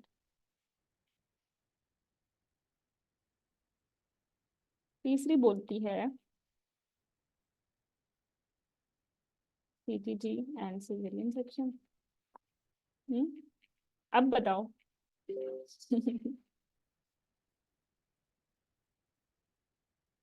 हाँ, मोना मैं बताती हूँ आपको। Tell me. चलो तुक्का मारो। चलो रीसेट कैंडिडेट्स तुक्का मारे, उनको मैंने बोला ना ईएमक्यूज करने। तो ईएमक्यूज में 3-4 ऑप्शंस बड़ी क्लोज होती हैं, यहाँ से आपकी ना माइंड स्टॉर्मिंग शुरू होती है। मैं ये नहीं कह रही कि ईएमक्यूज करो, बहुत सारे हैं, बहुत गंदे गंदे, टाइम वेस्टिंग, इतने करने की जरूरत ही नहीं है। और आप एसबीएस भी 1-2 बुक से कर लोगे, एमआरसीडी 2 की, और साथ में अपना पुल कर लोगे, आराम से पास हो जाते हो गए भी हैं लोग पास। मैं रीसेट कैंडिडेट्स की बात कर रही हूँ जिनको दिक्कत होती है 2 क्लोज की में कोई एक भी की पिक करने में एक्चुअली। ठीक है, उनकी मैं बात कर रही हूँ। तो अगर आपने अपने इस इशू को सॉर्ट आउट करना है ना, तो आप ईएमक्यू सॉल्व कर सकते हैं, और सबके मत करें, सिर्फ पूंजे से करें। इफ यू कैन सॉल्व पूंजे एमसीक्यूज, आप कुछ भी कर सकते हो दुनिया में ओके, तो साइमा मुझे पता है स्टीराइड ही तुम पिक करोगी क्योंकि लिखा यही हुआ है, लेकिन मैंने आइडियल की लिख दी है। जब आइडियल की है तो वही चूज करनी थी ना। देखो यहाँ सीटीजी है, डिसीजन मेकिंग रिड्यूस फिल्ड मूवमेंट्स में। What if CTG is pathological? Will you wait for steroid there and then? Depend on CTG red है या वो एम्बर फीचर है, it can be even category 1 or category 2। Category 1 और 2 में कभी देते हैं स्टेरॉइड? नहीं अब सोचो, है ना ये दोनों ट्रिक की keys. So this is better की। ओके चलो, एनीवे, तो ईएमक्यूज और स्पेसिफिकली ओनली आप रीसेट कैंडिडेट्स की बात करें, क्यों की कर लेंगे तो आपकी वो जो हाँ, ये जो 2 क्लोज ऑप्शंस में फंसने वाली आदत है ना, ये खत्म हो जाएगी काफी हद तक। ठीक है, तो स्टेप 2 पे क्या करना है? स्टेप 2 पे जो टॉपिक आपने पढ़े हैं उनके बेसिकली आपने क्वेश्चन प्रैक्टिस करने हैं। ठीक है, और इसके लिए हम सिंगल बेस्ट आंसर्स बुक्स करेंगे, एमआरसीजी 2 की डेली 10-15 क्वेश्चन हम कर लेंगे इनके, और रीसेट कैंडिडेट्स ईएमक्यूज ही अटेम्प्ट करेंगे। उनको छोड़ के भाग नहीं जाना कि ये तो हमारा एमआरसीजी 2 थोड़ा सामने नहीं करता। ठीक है, पूंजे पूंजे की ईएमक्यूज, आई लव पूंजे for EMQs. Okay so step 2 हो गया। अब स्टेप 3 पे क्या है? मैंने बोला ना रीडिंग साइकिल कॉन्टिन्यूस है, don't add any full stop anywhere, ना अब ना पास होने के बाद ना थ्रू आउट योर लाइफ। अच्छा, फिर दोबारा से रिवीजन करो, और believe me, now after doing this step, इसी टॉपिक को दोबारा पढ़ोगे ना, इसी जीबीएस को, after listening me, after reading your self और आफ्टर सॉल्विंग द क्वेश्चंस, आप इसको दोबारा पढ़ोगे तो ये रिवीजन नहीं होगी, ये आपका विजन ही चेंज कर देगी। विजन ही चेंज हो जाएगा आपका, बिलीव मी। 2 मैंने स्टार लगाए हैं यहाँ, इनका कोई मकसद है। और ये जो विजन चेंज हुआ है ना, इस विजन से आपके रीडिंग साइकिल पे जो इम्पैक्ट आया है, keep adding points in your notes, and यहाँ भी रीडिंग ये चलता रहेगा चलता रहेगा। ठीक है, स्टेप 3 नेवर एंडिंग है हाई क्वालिटी नोट्स में चीजें ऐड होती रहती हैं नाइट बिफोर योर एग्जाम, ठीक है। तो this is your reading cycle.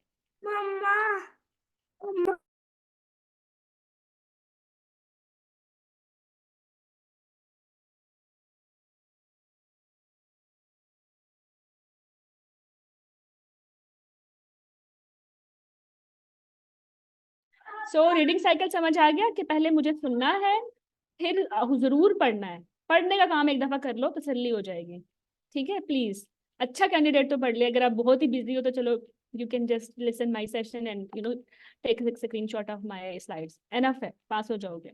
Step 2 पे मैक्सिमम प्रैक्टिस करो, ठीक है। और फिर उसको स्टेप 3 पे दोबारा रिवाइज करो और रिफाइन करो अपने नोट्स को। और बेहतर यह है कि इन नोट्स को अपनी आवाज दे लो। जब एग्जाम के जो लास्ट के 10-15 दिन होते हैं ना, जिसमें शदीद डिप्रेशन हो रही होती है, उसमें तो शक्ल भी देखने को समटाइम दिल नहीं चाहता किताब की, तो उस वक्त आप just you have to listen yourself. हर टॉपिक की आपके अपने वॉइस नोट होंगे। बहुत अमेजिंग है ये, आप ट्राई कीजिएगा। Okay so the moment you will join the course, आपको आपके ग्रेजुअली, नॉट साइमल्टेनियसली, आपको gradually you will be added in these 12 groups. अभी आपका जो पहला ग्रुप है वो एस ग्रुप है, डिस्कशन ग्रुप है, टेलीग्राम पे है। और दूसरा ग्रुप है आपका जिसमें MRCD2 की जो बुक्स हैं उनके क्वेश्चन प्रैक्टिस हो रहे हैं डेली। 10-15 से ज़्यादा हम नहीं करते। अच्छा, होएवर जो काम के ग्रुप्स हैं वो ये हैं। फीटल, हम सबसे पहले फीटल मेडिसिन करेंगे, फिर लेबर करेंगे, फिर मेडिकल डिसऑर्डर करेंगे, एंटीनेटल करेंगे। एंटीनेटल हम अभी नहीं करेंगे, बस अभी नहीं करेंगे। ठीक है, तो हम ये S3 तक करेंगे। फिर हम गायनी ग्रुप स्टार्ट कर लेंगे, ऑन्कोलॉजी करेंगे, यूरो गायनी करेंगे, जनरल गायनी करेंगे, इनफर्टिलिटी या सब फर्टिलिटी कहना चाहिए इसको, early pregnancy, contraception and sexual health या STDs, ठीक है। और फिर एंड पे एंटीनेटल करेंगे।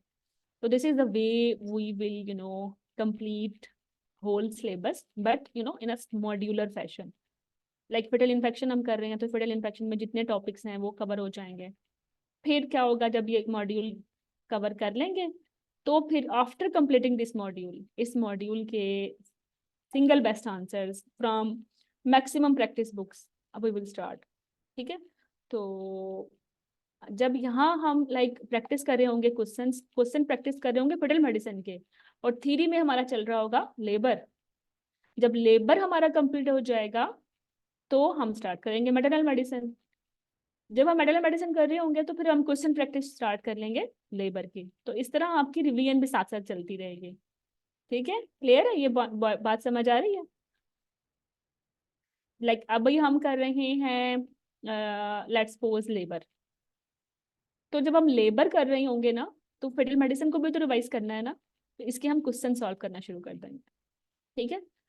तो इसी तरह जब मेडल मेडिसिन करेंगे तो फिर लेबर की स्टार्ट कर देंगे। तो साइमल्टेनियसली दो चीजें आपके साथ साथ चलेंगी, एंड इन दिस वे आप विद इन 3 मंथ्स पहला रीडिंग जो है, if you are a fresh candidate, आप आराम से 3 मंथ्स में आप अपना जो है पूरा सिलेबस कवर कर लोगे। वरना ये कवर नहीं होगा, वरना 3 मंथ्स में थ्योरी होगी तो आगे आगे 4 महीनों में जाके MCQs होंगे, पता नहीं रिवीजन कब होगी फिर। तो this is the smart way to prepare, कि आपकी थ्योरी भी साथ हो जाएगी और आपके सिंगल बेस्ट आंसर्स की प्रैक्टिस भी साथ हो जाएगी। If it is clear, let me know, write in the chat box. Hmm? What to expect after joining our course? जैसे जैसे सबको पेडल मेडिसिन में ऐड कर लेंगे, जब ये खत्म हो जाएगा तो लेबर में ऐड करेंगे, लेबर खत्म हो जाएगा तो मेटल मेडिसिन में ऐड करेंगे। इस तरह move on move on move on, ठीक है। ओके चलो तो, अच्छा जो रीसेंट कैंडिडेट्स हैं उनको मैं बता दूं कि ये मॉड्यूल वो मॉड्यूल नहीं है जो आपके मॉड्यूल थे, they are entirely fresh modules. और 90% ये सारे के सारे जो सेशंस होंगे वो दोबारा कंडक्ट होंगे, क्योंकि उनमें दोबारा से चीजें देखनी है। अभी जब FCPS IMM और MCPS के एग्जाम हो गए, उनमें जो चेंजिंग्स आई हैं, पैटर्न है, उनको देखते हुए मुझे फिर मॉड्यूल्स को दोबारा से बनाना है, ठीक है। ओके, जर्नल टिप्स हैं, बिल्कुल है। सबसे पहले तो ये टिप है कि देखो अपने आप को अपने बहुत सारे लोगों से कंपेयर नहीं करना. Everyone has is fighting on various issues in his life or her life. So you have unique life. You are very unique. You are single one in this whole universe. और आपके जो मसले हैं ना वो आपके अपने हैं. They are very unique to yourself. और जो उनका प्रायोरिटी ऑर्डर है वो भी आपका अपना है. आपने उसको जो है कैटेगराइज करना है. तो ये जो कोई भी बैटल है ना, एक तो अपनी बैटल वाइजली चूज करें. लड़ने वाली जंगें लड़ें. कितनी जंगें लड़ रहे हो वैसे? ससुराल में, वार्ड में, हाँ, कितनी जंगें लड़ रहे हो सच बताओ. हम्म. साइमा बुक का नाम स्पेल कर दें. पूंजे कहा है ईएमक्यूज के लिए, इनसाइट रिकॉल्स के लिए. ओके. अच्छा देखो, अगर कोई और जंगें लड़नी है ना तो फिलहाल वो सारी जंगें जो है ना उनसे विदड्रॉ कर लो, हार मान लो. शिकस्त तस्लीम कर लो और अपनी सारी एनर्जी ना इस जंग पे लगा दो जो अभी चल रही है. आपका FCPS part 2 obs gynae Feb 2024. ठीक है. देखो बहुत सारी जगहों पे लड़ाइयाँ नहीं हो सकती. ठीक है. एक एक लड़ाई. अगर आपने जीतना है, अगर आपने हारना है तो फिर बहुत सारी जंगें खोल के बैठ लो. ठीक है. कौन सा फिर आप जीत रहे हो? If you really want to win your battle तो फिर आप अपनी बैटल को भी देखो कौन सी जंग पहले लड़नी है. और जो जंग पहले लड़नी है तो फिर देखो को जीतना भी है कि नहीं. ठीक है. तो इसके लिए आपने खुद को प्रिपेयर करना है. अपना जो फाइनेस्ट एक्सट्रैक्ट है वो आपने निकालना है खुद से. और खुद ही निकालोगे. ठीक है. और बी योर बेस्ट वर्जन.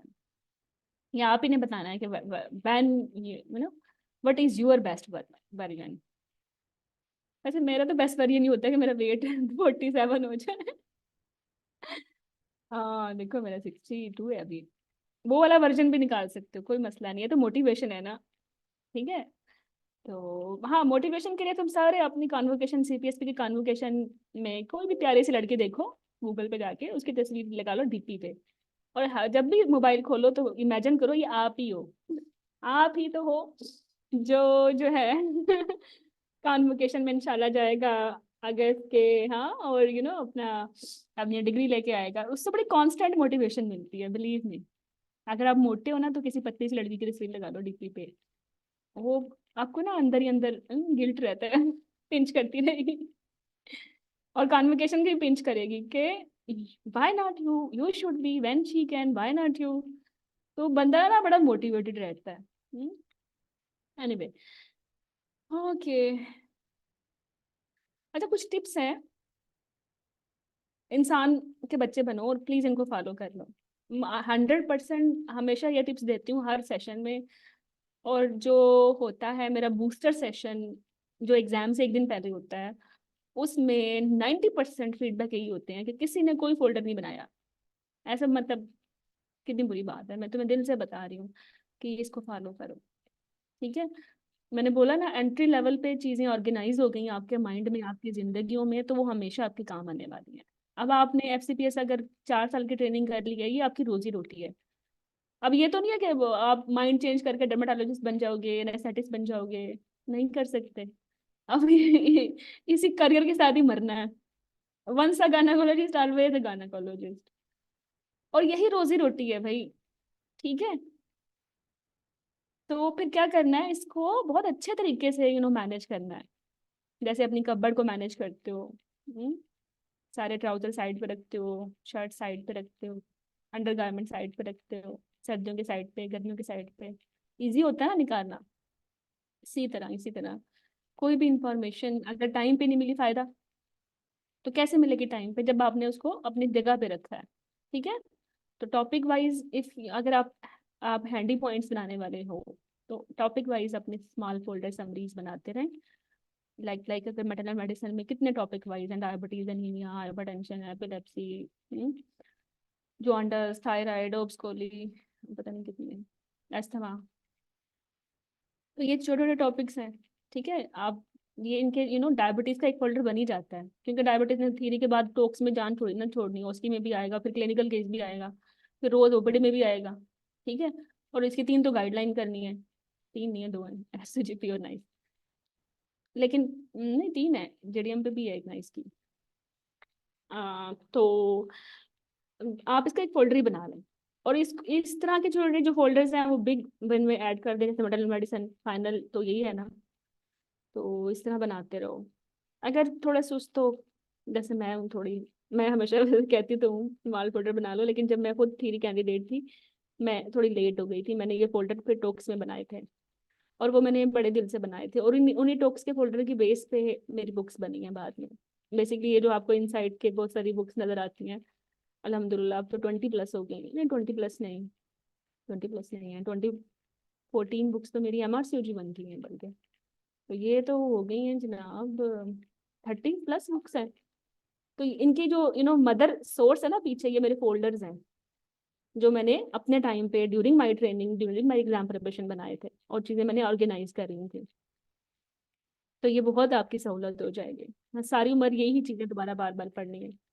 अच्छा एनीवे, अगर आप ये नहीं कर सकते तो यूं करें, मैटरनल मेडिसिन का एक व्हाट्सएप ग्रुप बना लें, ठीक है। और जो भी आपने कहीं भी कुछ लिखा है, कोई पॉइंट किसी पीस ऑफ इंफॉर्मेशन किसी पेज पे लिखी है, उसका स्क्रीनशॉट लेके इस ग्रुप में डालते रहें, क्योंकि ये बाद में सारे पेजेस गुम हो जाएंगे।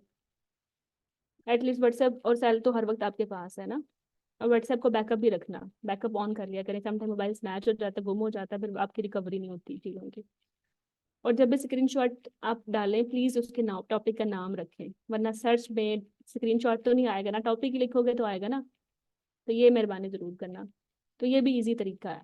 या चलो किसी किसी कोई पीस ऑफ इंफॉर्मेशन आपको किसी टेलीग्राम ग्रुप पे नजर आ गई, किसी फेसबुक पे नजर आ गई, and you want to read it before your exam, तो उसको भी डाल दो उसी रेलेवेंट ग्रुप में, ठीक है। और उसी रेलेवेंट ग्रुप में चाहो तो अपने वॉइस नोट्स डाल दो, टैग कर देना, ताकि मिल जाए टाइम पे। ठीक है, जैसे आपने एनीमिया का वॉइस नोट बनाया तो लिख दो एनीमिया समरी वरना फिर मिलते नहीं है, सर्च करना मुश्किल हो जाएगा। ठीक है, every topic which you have listen और रीड, आप उसको हर 15 डेज के बाद ये सेट कर लें कट, आप जरूर उसको एक दफा रिवाइज करें। ठीक है। आपके पास अगर 2 घंटे हैं आज पढ़ने के, तो आप इन 2 घंटों में जो आपके शुरू के 15 या 16 8 मिनट्स हैं, वो रिवीजन टॉपिक्स को जरूर दें। ठीक है। और अपने अपने अपने ही वॉइस नोट सुन लें, सुनने में क्या है, पढ़ते हुए मौत पड़ती है, सुनते हुए नहीं पड़ती। और एक और काम करें, डोंट ज्वाइन मल्टीपल कोर्सेज। अगर आप अगस्त में एग्जाम दे रहे हैं, अगर आप जनवरी में दे रहे हैं, तो फिर ज्वाइन कर लें। फिर कौन सा आपने पढ़ना है, फिर तो आपने ग्रुप ही सर्च करना है अगर आपने अगस्त में एक पेपर देना है ना, तो you have only 3 months to study. कोई मल्टीटास्किंग ना करें प्लीज, डिस्ट्रैक्शंस होती है। मैं ये नहीं करी कि मल्टीपल कोर्सेज बड़े गंदे हैं, ये मैं ही बड़ी अच्छी हूँ, तो पब्लिक ग्रुप भी गंदे हैं मेरे ही अच्छे, नहीं नहीं, ऐसी कोई बात नहीं है। Actually they can be very good and better than me even, लेकिन होता ये है कि फिर आप डिस्ट्रैक्ट हो जाते हो, टाइम लग जाता है। अक्सर मेरे साथ भी ऐसा होता है, काम कोई और कर रही होती हूँ, मोबाइल किसी को कॉल करने के लिए उठाया होता है, जैसे ही मोबाइल खोलती हूँ 5 6 नोटिफिकेशन आए होते हैं, फिर उन्हीं में ही दिमाग लग जाता है। और मुझे फिर रियलाइज होता है 30 40 मिनट के बाद कि मैंने मोबाइल उठाया क्यों था, और जो मेन काम है वो मैं बिल्कुल भूल चुकी होती हूँ आज मेरा पार्सल आना था, पार्सल वाले को मैंने कहा ठीक है मुझे गेट पे दे जाए कॉलोनी के, तो मैं आपको इजी पैसा दे देती हूँ। मैंने मोबाइल उठाया, उसको मैंने इजी पैसा करना था, और मुझे आधे घंटे बाद याद आया, वो आधे घंटे गेट पे ही खड़ा रहा और मैं चैट में लगी हुई थी तो ये भी होता है। तो ये मत करें। मोबाइल है नहीं होता है क्या बाबा के पास। अच्छा, तो ये सारे डिस्ट्रैक्शंस हैं, ठीक है। और नोटिफिकेशन म्यूट कर दें सारे, जिस कोर्स को ज्वाइन किया उसके उसको ऑन रख दें, बाकी अननेसेसरी चीजें अपनी जिंदगी से निकालें, सोशल मीडिया निकालें। मैंने बोला ना, ये आपकी जंग है। और जंगे पता है डिस्ट्रैक्टेड माइंड से नहीं लड़ी जाती, ये सोई से, कंसंट्रेशन से, फोकस होके एक साइड पे लग के 100% देके जीती जाती हैं। हम्म। तो ये मत करें, ठीक है। इस बहुत सारी चीजें करने से आपका जो मैंने बोला था ना कॉग्निटिव लोड होता है, वो बहुत ज्यादा हो जाता है, मेमोरी वीक हो जाती है बेसिकली। तो you should reduce this load. ठीक है, आपकी working memory should be only for your exam, should be only exam focused. और स्टडी पार्टनर सिंसियर मिल जाए, जो कि बहुत ही मुश्किल है, तो अच्छी बात है, मिल जाए तो यू आर ब्लेस्ड इनफ। ठीक है, लेकिन अगर नहीं मिला ना ऐसा स्टडी पार्टनर, पार्टनर मिल गया लेकिन सिंसियर नहीं है, जो हमेशा नेगेटिव बात करता है, सारे ही फेल हो गए, देखा सारे ही फेल हो गए। अब भाई क्या तुम भी फेल हो जाओगे? ये मैं तो पढ़ा ही नहीं, ये तो टॉपिक ही नहीं समझ आना। ये तो हो ही नहीं सकता। ये छोड़ दो इसको, इसकी समरी कर लो। मतलब इस तरह के नहीं, जो रियली पॉजिटिव वाइब्स आपके साथ शेयर करे, जो आपको इंस्पायर करे, जो आपको आगे लेके जाए, मोटिवेट करे। ठीक है। तो बाकी अगेन डेली स्मॉल स्टेप्स लें, और इनके बिग रिजल्ट्स हैं। देखो ये छोटी छोटी स्टेयर्स हैं, कितना आराम से वो बंदा चढ़ रहा है।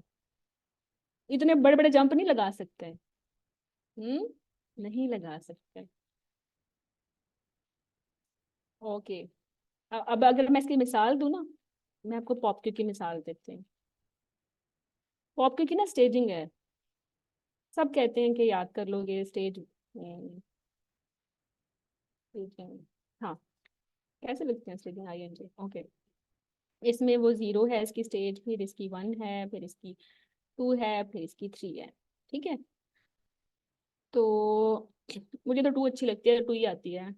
टू में जो डिसेंट पार्ट है, प्रोलैप्स का जो एज है, वो विद इन 1 सेंटीमीटर होता है हाइमन के ऊपर या नीचे। उससे ऊपर जाएगा तो मैं कहती हूँ, वरना उससे नीचे आएगा तो मैं कहती हूँ थरी है। ठीक है। तो ऐसा वैसे है नहीं। तो ये तो बड़ा शॉर्टकट हो गया, लेकिन जो एक्चुअल स्टेजिंग है उसमें आपका TVL लेंथ का मौजूद होना बड़ा जरूरी है। बिकॉज इफ ट्रांस, ये जो टोटल वजाइनल लेंथ है, अगर ये बच्चों कभी किसी पेपर में आ गई ना, आपकी स्टेजिंग की ऐसी की तैसी हो जाएगी। जो आपको स्टेज 1 लगती है वो मे बी 3, जो आपको 4 लग रही है वो शायद 2 हो। It can happen. ठीक है। और तो शॉर्टकट अगेन नहीं है।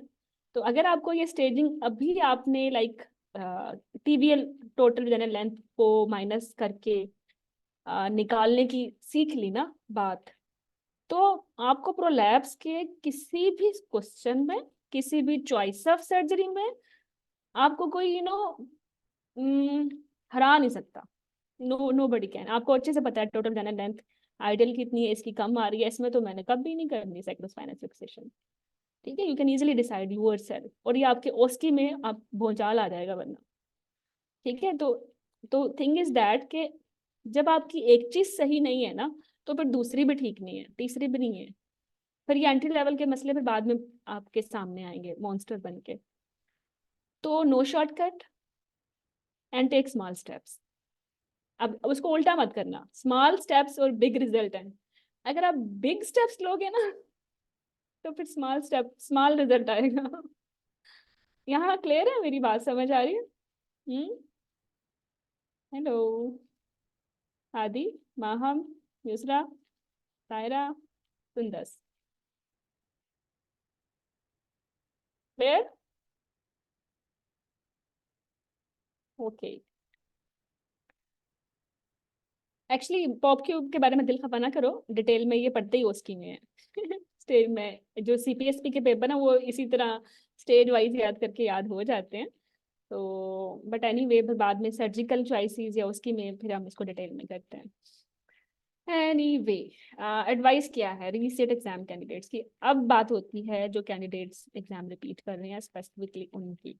हम्म तो लेट्स स्टार्ट। देखो, हमेशा ना चीज़ों का ब्राइटर एस्पेक्ट देखना चाहिए। लाइक लेट्स सपोज, अगर मैं कहूँगी व्हाट इज दिस, क्या है ये?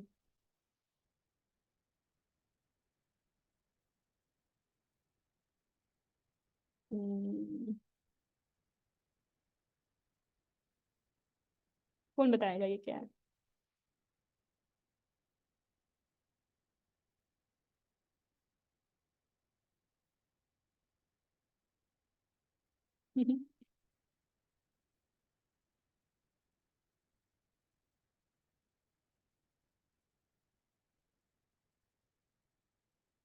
हम्म, क्या है ये? नजर कैसे आ रहा है?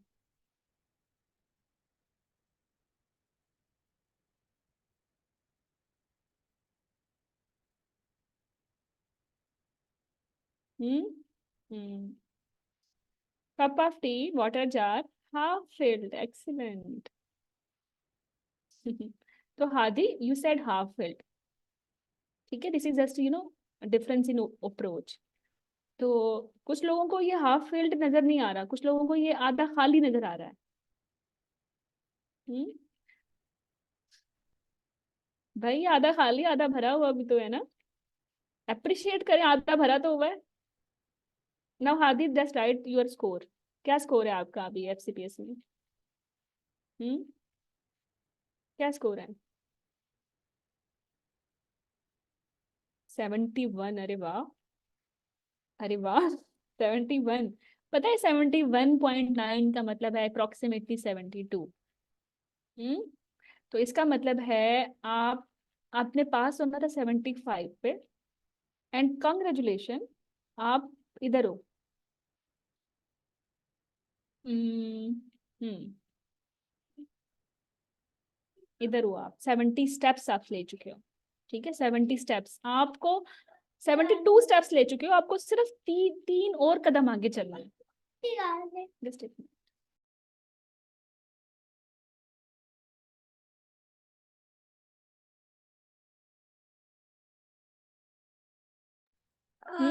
सोचो इस पे।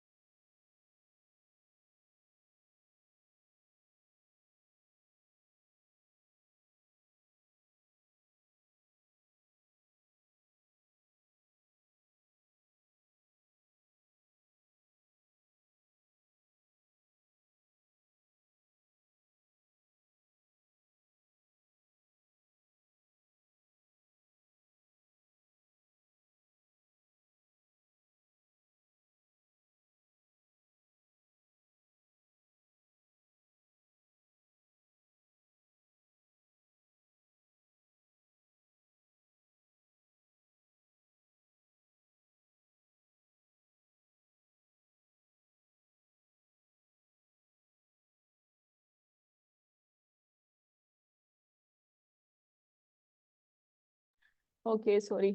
तो सी, तो Hardik, instead of this you will think मैं तो फेल हो गई, मेरी तैयारी अच्छी नहीं थी, बाकी लोग पास हो गए, मैं कितनी अनलकी हूँ। एक ये भी तरीका है, ठीक है। और दूसरा तरीका ये भी है कि ma'am I have scored 72, I can easily score, I can easily add 3 more score, 3% और मैं ऐड कर सकती हूँ। ठीक है। तो अगर आप इस तरीके से मसलों को अप्रोच करेंगे तो मसले जल्दी हल होते हैं। ठीक है, हल तो करना ही है ना। तो what you have to do, आपने अपनी थोड़ी सी अप्रोच चेंज करनी है। ठीक है। अच्छा, दूसरी बात ये कि ये जब आप 72 पे आके रुक गए हो ना, आपने आगे आगे जाना है। तो क्या, कहाँ से आगे जाना है, क्या गलती है जो इम्प्रूव करना है, तो इस चीज को टारगेट करो कि मुझे एग्जाम में मसला किधर हुआ था। मैंने बोला ना एंट्री लेवल के इश्यूज आते हैं, ये छोटे छोटे मसले बाद में मॉन्स्टर बन के एग्जाम में आ रहे होते हैं। जैसे मैंने आपको टीए की फाइंडिंग की मिसाल दी, ये चलो रिलेट कर लें टीवीएल के साथ पॉप क्यू में। तो अगर आपको कोई मसला है ना किसी एक पर्टिकुलर मॉड्यूल में, पहले तो आपको पता होना चाहिए कि मसला है भी या नहीं। मेजोरिटी को तो लग रहा है कि देवर 100%, दे हैव गिवन 100%, बहुत अच्छा हुआ है, पता नहीं क्यों फेल हो गए। आपको आपको अगर नहीं पता ना आप क्यों फेल हो गए, तो ये बहुत अलार्मिंग बात है, फिर आप इम्प्रूव नहीं कर सकते। आहिस्ता आहिस्ता जब आप चीजों को सॉर्ट आउट करोगे, आपकी चीजें सामने आएंगी, तो ये चीजें फिर आप उनको if you can find them, ये बड़ी बड़ी ब्लेसिंग है अगर आप अपनी गलती ढूंढ सकते हो। ठीक है, फिर आप उसको फिक्स करो और उनको प्रायोरिटी पे करो, इंस्टेड ऑफ दोबारा से हर चीज शुरू कर ली जैसे पहले की थी। ठीक है। तो जो वीक एरियाज हैं उनको आइडेंटिफाई करो, उनको फिक्स करो, उनको ज्यादा टाइम दो, उनको प्रायोरिटी पे सॉर्ट आउट करो। अगर आप ऐसे तैयारी नहीं करोगे ना, तो पता है क्या होगा, you will keep repeating that mistake again, ये 72 पे फंस जाओगे। क्योंकि दोबारा भी एग्जाम होगा, दोबारा वही क्वेश्चंस किसी ना और अंदाज में टेस्ट किए जाएंगे, दोबारा वही उधर ही वीक हो। अगर आपको लगता है ना स्कोर रिपीट हो रहा है, तो इसका मतलब है गलती भी रिपीट हो रही है। ठीक है। एनीवे, जो रिसेंट कैंडिडेट्स है ना, they are more likely to be get depressed. फिर उन्हें अच्छा लगता नहीं है, आई कैन अंडरस्टैंड। तो बेहतर ये है कि एक स्पोर्ट ग्रुप को ज्वाइन करो, टीम के साथ पढ़ो या किसी कोर्स के साथ पढ़ो। डोंट अलोन नहीं रहना। डू वट एवर, अपने जैसे ढूंढो और तैयारी शुरू करो। और फिर आप देखोगे कि जो आपकी रिवीजन्स हैं उनमें विजन ऐड होती रहेगी, होती रहेगी, होती रहेगी। सही। तो यही टिप्स हैं आपके लिए, जो भी एग्जाम रिपीट कर रहा है। बाकी थ्योरी को कैसे रिपीट करना है? थ्योरी आप लाइक अपने प्रीवियस नोट्स को रिवाइज करो। ठीक है, वही कंटिन्यूस रीडिंग है ना। जो नोट्स है वो कॉन्टिन्यूस होने चाहिए, उनमें चीजें ऐड ऑन होती रहनी चाहिए। ठीक है, और उनमें जो नई चीजें इंफॉर्मेशन है उनके अपने फ्लैश कार्ड्स बना लो, मेरे इस्तेमाल कर लो, द वे यू वांट। ऐसे थ्योरी देख लो, जहां से पहले की थी प्लीज वहीं से करो अंटिल अनलेस चेंज ना होगी वो गाइडलाइन। और सिंगल बेस्ट आंसर्स में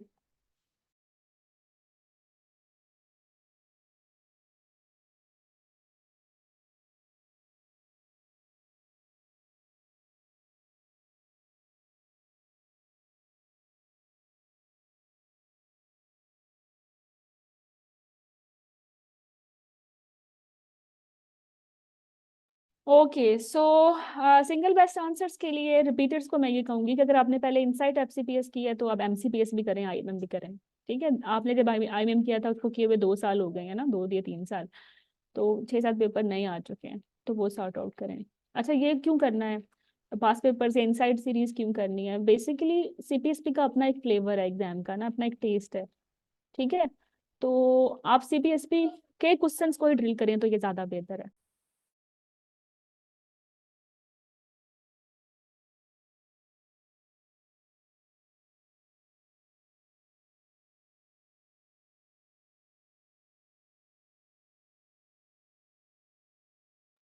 ठीक है। अच्छा, प्रायोरिटी आप सीपीएसपी का पूल दें और उसके साथ आप एमआरसीजी 2 की बुक्स के क्वेश्चन सॉर्ट आउट कर लें, जैसे मैंने आपको ईएमक्यू का हवाला दिया है। एनीवे, अगर मैं स्कोर के मुताबिक आप लोगों को बताऊं ना, अगर आपका स्कोर 70 से ज्यादा है तो जो आपकी थीरी है मेरे मुताबिक तो ठीक है। ठीक है, इसमें अब क्या ही कोई ऐड करेगा। आ, हम्म तो थीरी इज ओके। ठीक है, तो आपका जो मोर इम्फेसाइज आपने करना है ना, वो आपने सिंगल बेस्ट आंसर्स को करना है। सिंगल बेस्ट आंसर्स, ओब्वियसली इसके लिए सोर्स क्या है आपका? Priority source. ये सैब नहीं है, सिंगल बेस्ट आंसर्स है। तो पास्ट पेपर्स इनसाइड सीरीज हो गई। ठीक है, और एमआरसी 2 की बुक्स हो गई, ये अपनी प्रायोरिटी पे करनी है। इसके थ्रू टॉपिक को देखें, टॉपिक खुद ही रिवाइज हो जाएगा। अगर आपने कर लिया ना 10-15 क्वेश्चन सर्कल आज के, टॉपिक ने तो खुद ही खुल के सामने आ जाना है। ठीक है। अच्छा, अगर आपका स्कोर 70% से कम है तो फिर मैंने बोला ना वो एंट्री लेवल के इश्यूज हैं, थीरी फिक्स करनी पड़ेगी। तो फिर आपने इम्फेसाइज करना है अपनी थीरी को, गाइडलाइंस दोबारा देखें, दोबारा से पढ़ें उनको, अपना विजन चेंज करें। ठीक है।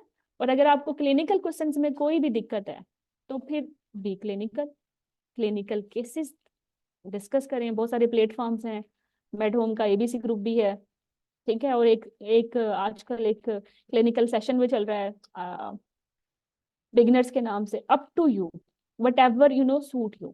ठीक है, एग्जाम वैसे क्लिनिकल होता है, सीपीएसपी के एग्जाम क्लिनिकल ही होते हैं। अच्छा, क्लिनिकल क्यों होते हैं? बिकॉज इन आर, हमारे जो कंट्री है इसमें हर इन्वेस्टिगेशन मुफ्त में नहीं हो जाती।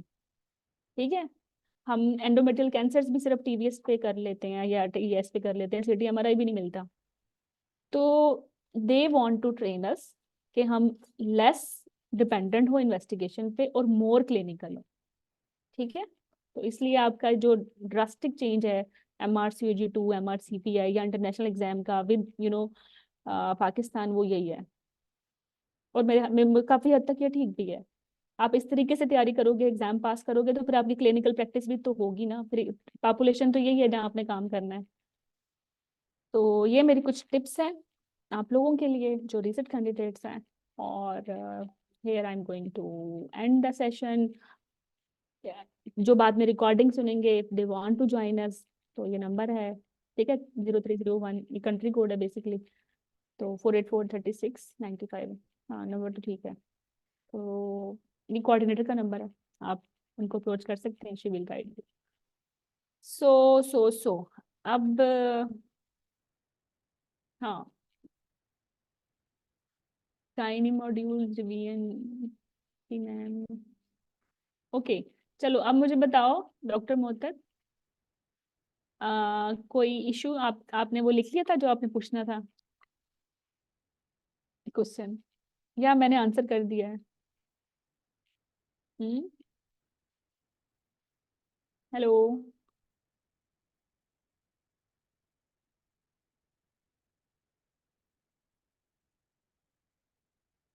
आवाज आ रही है? शुक्र आ रही है। अच्छा मोना, अगर आप आउट ऑफ कंट्री हैं तो बुक्स तो हम कर ही नहीं रहे। तो कोई बात नहीं, बुक्स ना करें। सारी किताबें ई बुक पे अवेलेबल हैं। हर मैडम की मैक्सिमम बुक्स ई बुक में भी हैं। हाँ मतलब, नो वरीज। हम्म।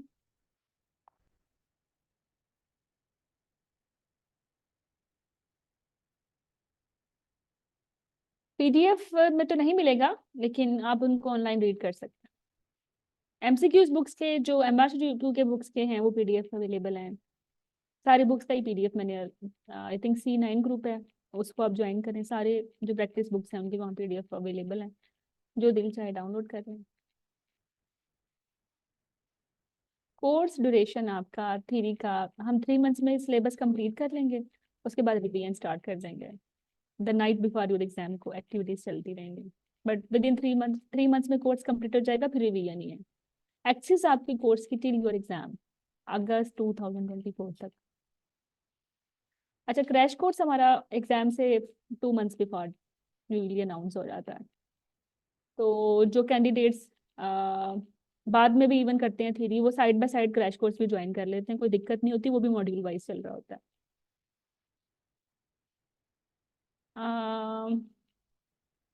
हाँ बिल्कुल, आफ्टर सेशन होना, यू कैन कांटेक्ट मी।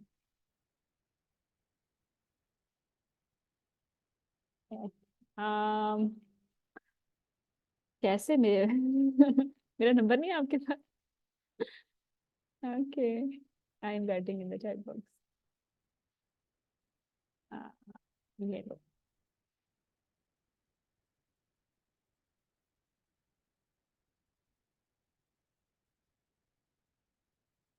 हम्म, मिल गया। चलें, मुझे व्हाट्सएप पे कांटेक्ट कीजिएगा। चलो, ओके। सो मैडम थ्री के साथ एमसीक्यूज भी ऐड हो सकते हैं, हम करेंगे ना, एमसीक्यूज भी साथ साथ करेंगे। हम एमसीक्यूज भी साथ साथ करेंगे। डेली 1 टॉपिक मिनिमम, और डेली 10-15 क्वेश्चंस, ये रोज की एक्टिविटी होगी।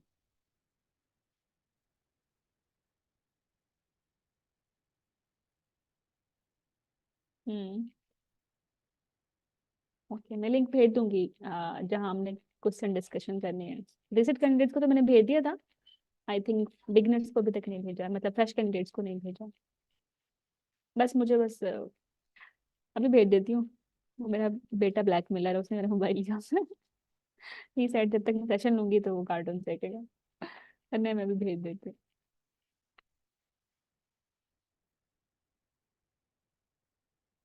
हम्म। ओके, बड़े सारे क्वेश्चंस हैं जो कि आपको पूछने चाहिए, आप क्यों नहीं पूछ रहे? हाँ, आप अच्छा, जो ये like let's suppose we have started fetal infection. Fetal infection की जो ई बुक है वो फेटल इन्फेक्शन के मॉड्यूल में ही होगी। आप वहां से टॉपिक्स पढ़ सकते हैं या समरीज पढ़ सकते हैं। अगर आप चाहें कि आपके पास हार्ड कॉपी में भी हो तो ये भी पॉसिबल है। जैसे ही फेटल इन्फेक्शन खत्म होगा या फेटल मेडिसिन मॉड्यूल खत्म होगा, इसकी बुक आप ऑर्डर कर सकते हैं इसी नंबर पे कांटेक्ट करके, जो सामने स्क्रीन पे नजर आ रहा है। मैं एक्चुअली इतना लाइक नहीं करती, पेज कॉस्ट ज़्यादा लग जाती है कैंडिडेट्स की। तो जब आप ई बुक पढ़ सकते हैं और पार्ट ऑफ योर कोर्स है, तो वाई टू पे फॉर हार्ड कॉपी। और हार्ड कॉपी फिर कॉस्टली बढ़ जाती है, प्रिंटिंग कास्ट, डिलीवरी चार्जेस। तो लेट्स सपोज अगर एक मॉड्यूल, हमारे कितने मॉड्यूल्स बनेंगे? 12 मॉड्यूल्स हैं और स्टडी मॉड्यूल 10 है। और हर मॉड्यूल की भी अगर ऑन एवरेज मैं कॉस्ट देखूं, पेपर कॉस्ट, डिलीवरी चार्ज, तो हर मॉड्यूल ही 2000 प्लस का हो जाएगा। और एंड ऑफ द डे 20,000 की बुक, तो ये थोड़ा इनसेन मुझे लग रहा था। तो दैट्स वाई जो बुक है वो आप इजी टू रीड भी है। मतलब फटल इन्फेक्शन की सारी समरीज जो बुक में होंगी वो टेलीग्राम ग्रुप में भी होंगी, you can read it from there. And it will be added in your course भी। ओके मोना, थैंक यू जज़ाकल्लाह for this life. Okay, so और कोई क्वेश्चन? हाँ, एक और मैं बात बता दूं।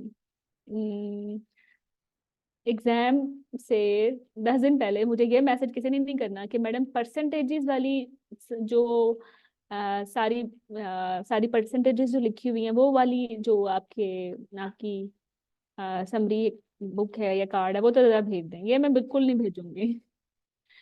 अब आपने बनानी है वो, ठीक है, अभी टाइम है। जैसे कल जीबीएस किया था उसके शुरू में सारी मैंने परसेंटेजेस डाल देंगे, इसी तरह हर टॉपिक के शुरू में मैं I will try to adding for your ease, लेकिन वो आपने अपनी भी बनानी है। हर मॉड्यूल की परसेंटेज बुक सेपरेट बना लो। जो परसेंटेज आपको अच्छी लगती है, जो मैं कहती हूँ एग्जाम एग्जाम क्वेश्चन है, एटलीस्ट वो तो बना लो। ये आपको खुद बनानी है, ठीक है। और लेकिन फिर भी परसेंटेज इतनी ज्यादा आती भी नहीं है, ये कोई हवा नहीं है, मतलब एक दो का इक्का दुक्का क्वेश्चन आते हैं। हाँ वर्दा, व्हाई नॉट। तुम लोगों ने गले बिल्कुल ही बंद कर ली। किसने म्यूट किया है? मैंने तो नहीं किया। पूछ लो।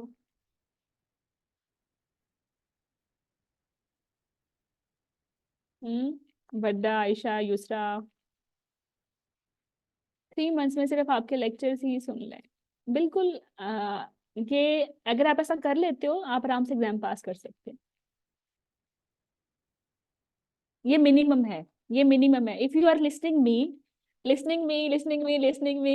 ओनली लिसनिंग मी, तो आप पास हो सकते हैं।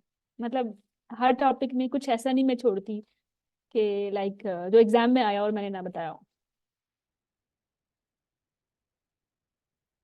हम्म।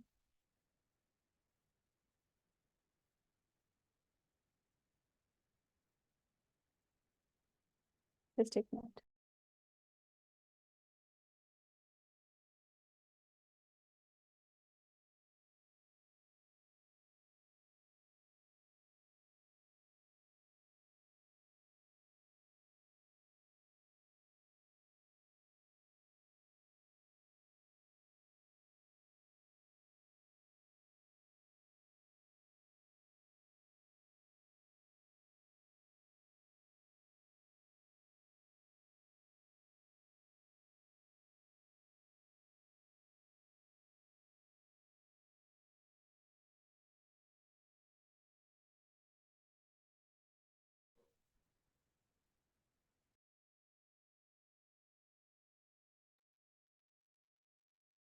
अच्छा, बस मैं कुछ आपको शेयर करना चाह रही हूँ, positive vibes just.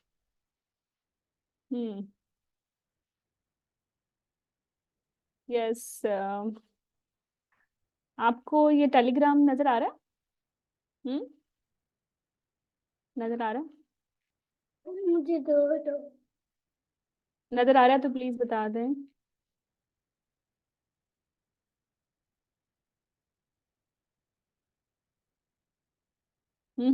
Yes ma'am, okay.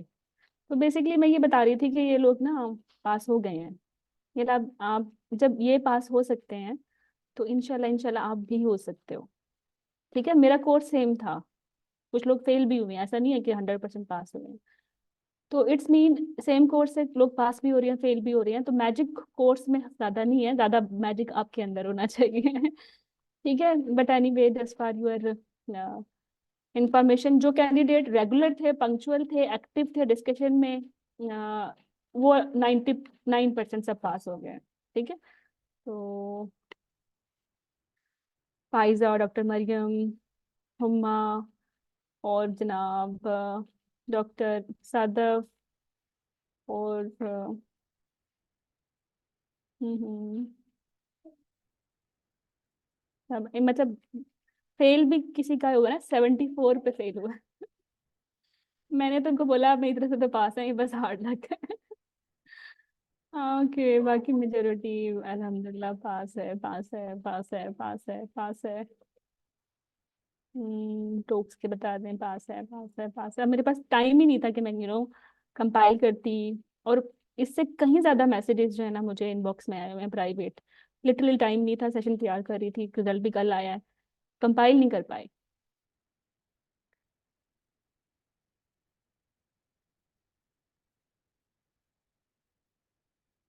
हम्म। अच्छा, जो रिपीट कैंडिडेट्स हैं वो प्लीज ये देख लो। Warda made it at in third attempt, वो कुछ कहना चाह रही है। ठीक है, तो she saying if I can pass it then anyone can. तो कोई बात नहीं, शुरू के धक्के लग भी जाएं तो अच्छे हैं, ब्लेसिंग है। ठीक है, दिल छोटा नहीं करना।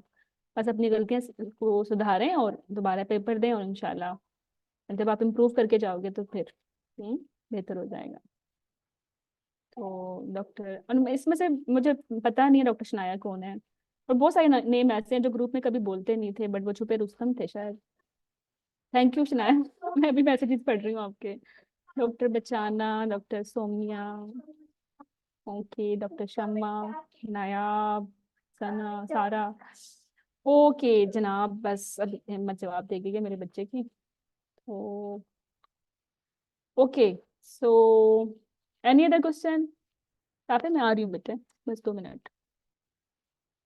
हम्म। Feeling good. Feeling good in that sense कि इतने लोगों ने किया है तो आप भी इंशाल्लाह करने वाले हो। ठीक है। ओके, इंशाल्लाह इंशाल्लाह। चलो, बस मैं दोबारा बता रही हूँ, कोर्सेज में मैजिक नहीं होता। Bring magic inside your preparation, inside you. ठीक है। एक अच्छा कोर्स या एक अच्छा मेंटर ना आपको एक रास्ता दिखा सकता है कि ऐसे ऐसे चलना है। वो जो हम्म, आ, वो जो एफर्ट है वो आपने ही उसके अंदर डालनी है। आपने उसके अंदर जान डाल देनी। ओके। ओके ओके, अल्लाह हाफिज। एनी कोई क्वेश्चन रह भी गया होगा तो प्लीज मुझे टेलीग्राम पे टैग कर दीजिएगा। ठीक है। ओके। हाफिज। अच्छा, मैं सोच रही थी जो पास कैंडिडेट्स हैं उनके साथ ना पॉडकास्ट भी बनाती हूँ 1 to 1, कि उनकी स्ट्रैटेजी या तैयारी की कैसी थी। ये आइडिया आजकल अभी मेरे दिमाग में आया, जैसे मैंने वाइवा की बनाई है पॉडकास्ट, मतलब जो टॉक्स में लोग पास हुए थे, तो इसी तरह definitely I will make part three. तो जो लोग वॉलेंटियर करना चाहते हैं, जो भी इस पॉडकास्ट में हम वो लोग भी डाल सकते हैं जो जो रीसेंट कैंडिडेट्स हैं, और अगर आप कुछ पॉजिटिव शेयर करना चाहते हैं आने वाले लोगों के लिए कि कौन सी मिस्टेक्स हैं जो उन्होंने नहीं करनी। ठीक है। चलें, फिर अपडेट्स में दूंगी इसके बारे में। अल्लाह हाफिज़।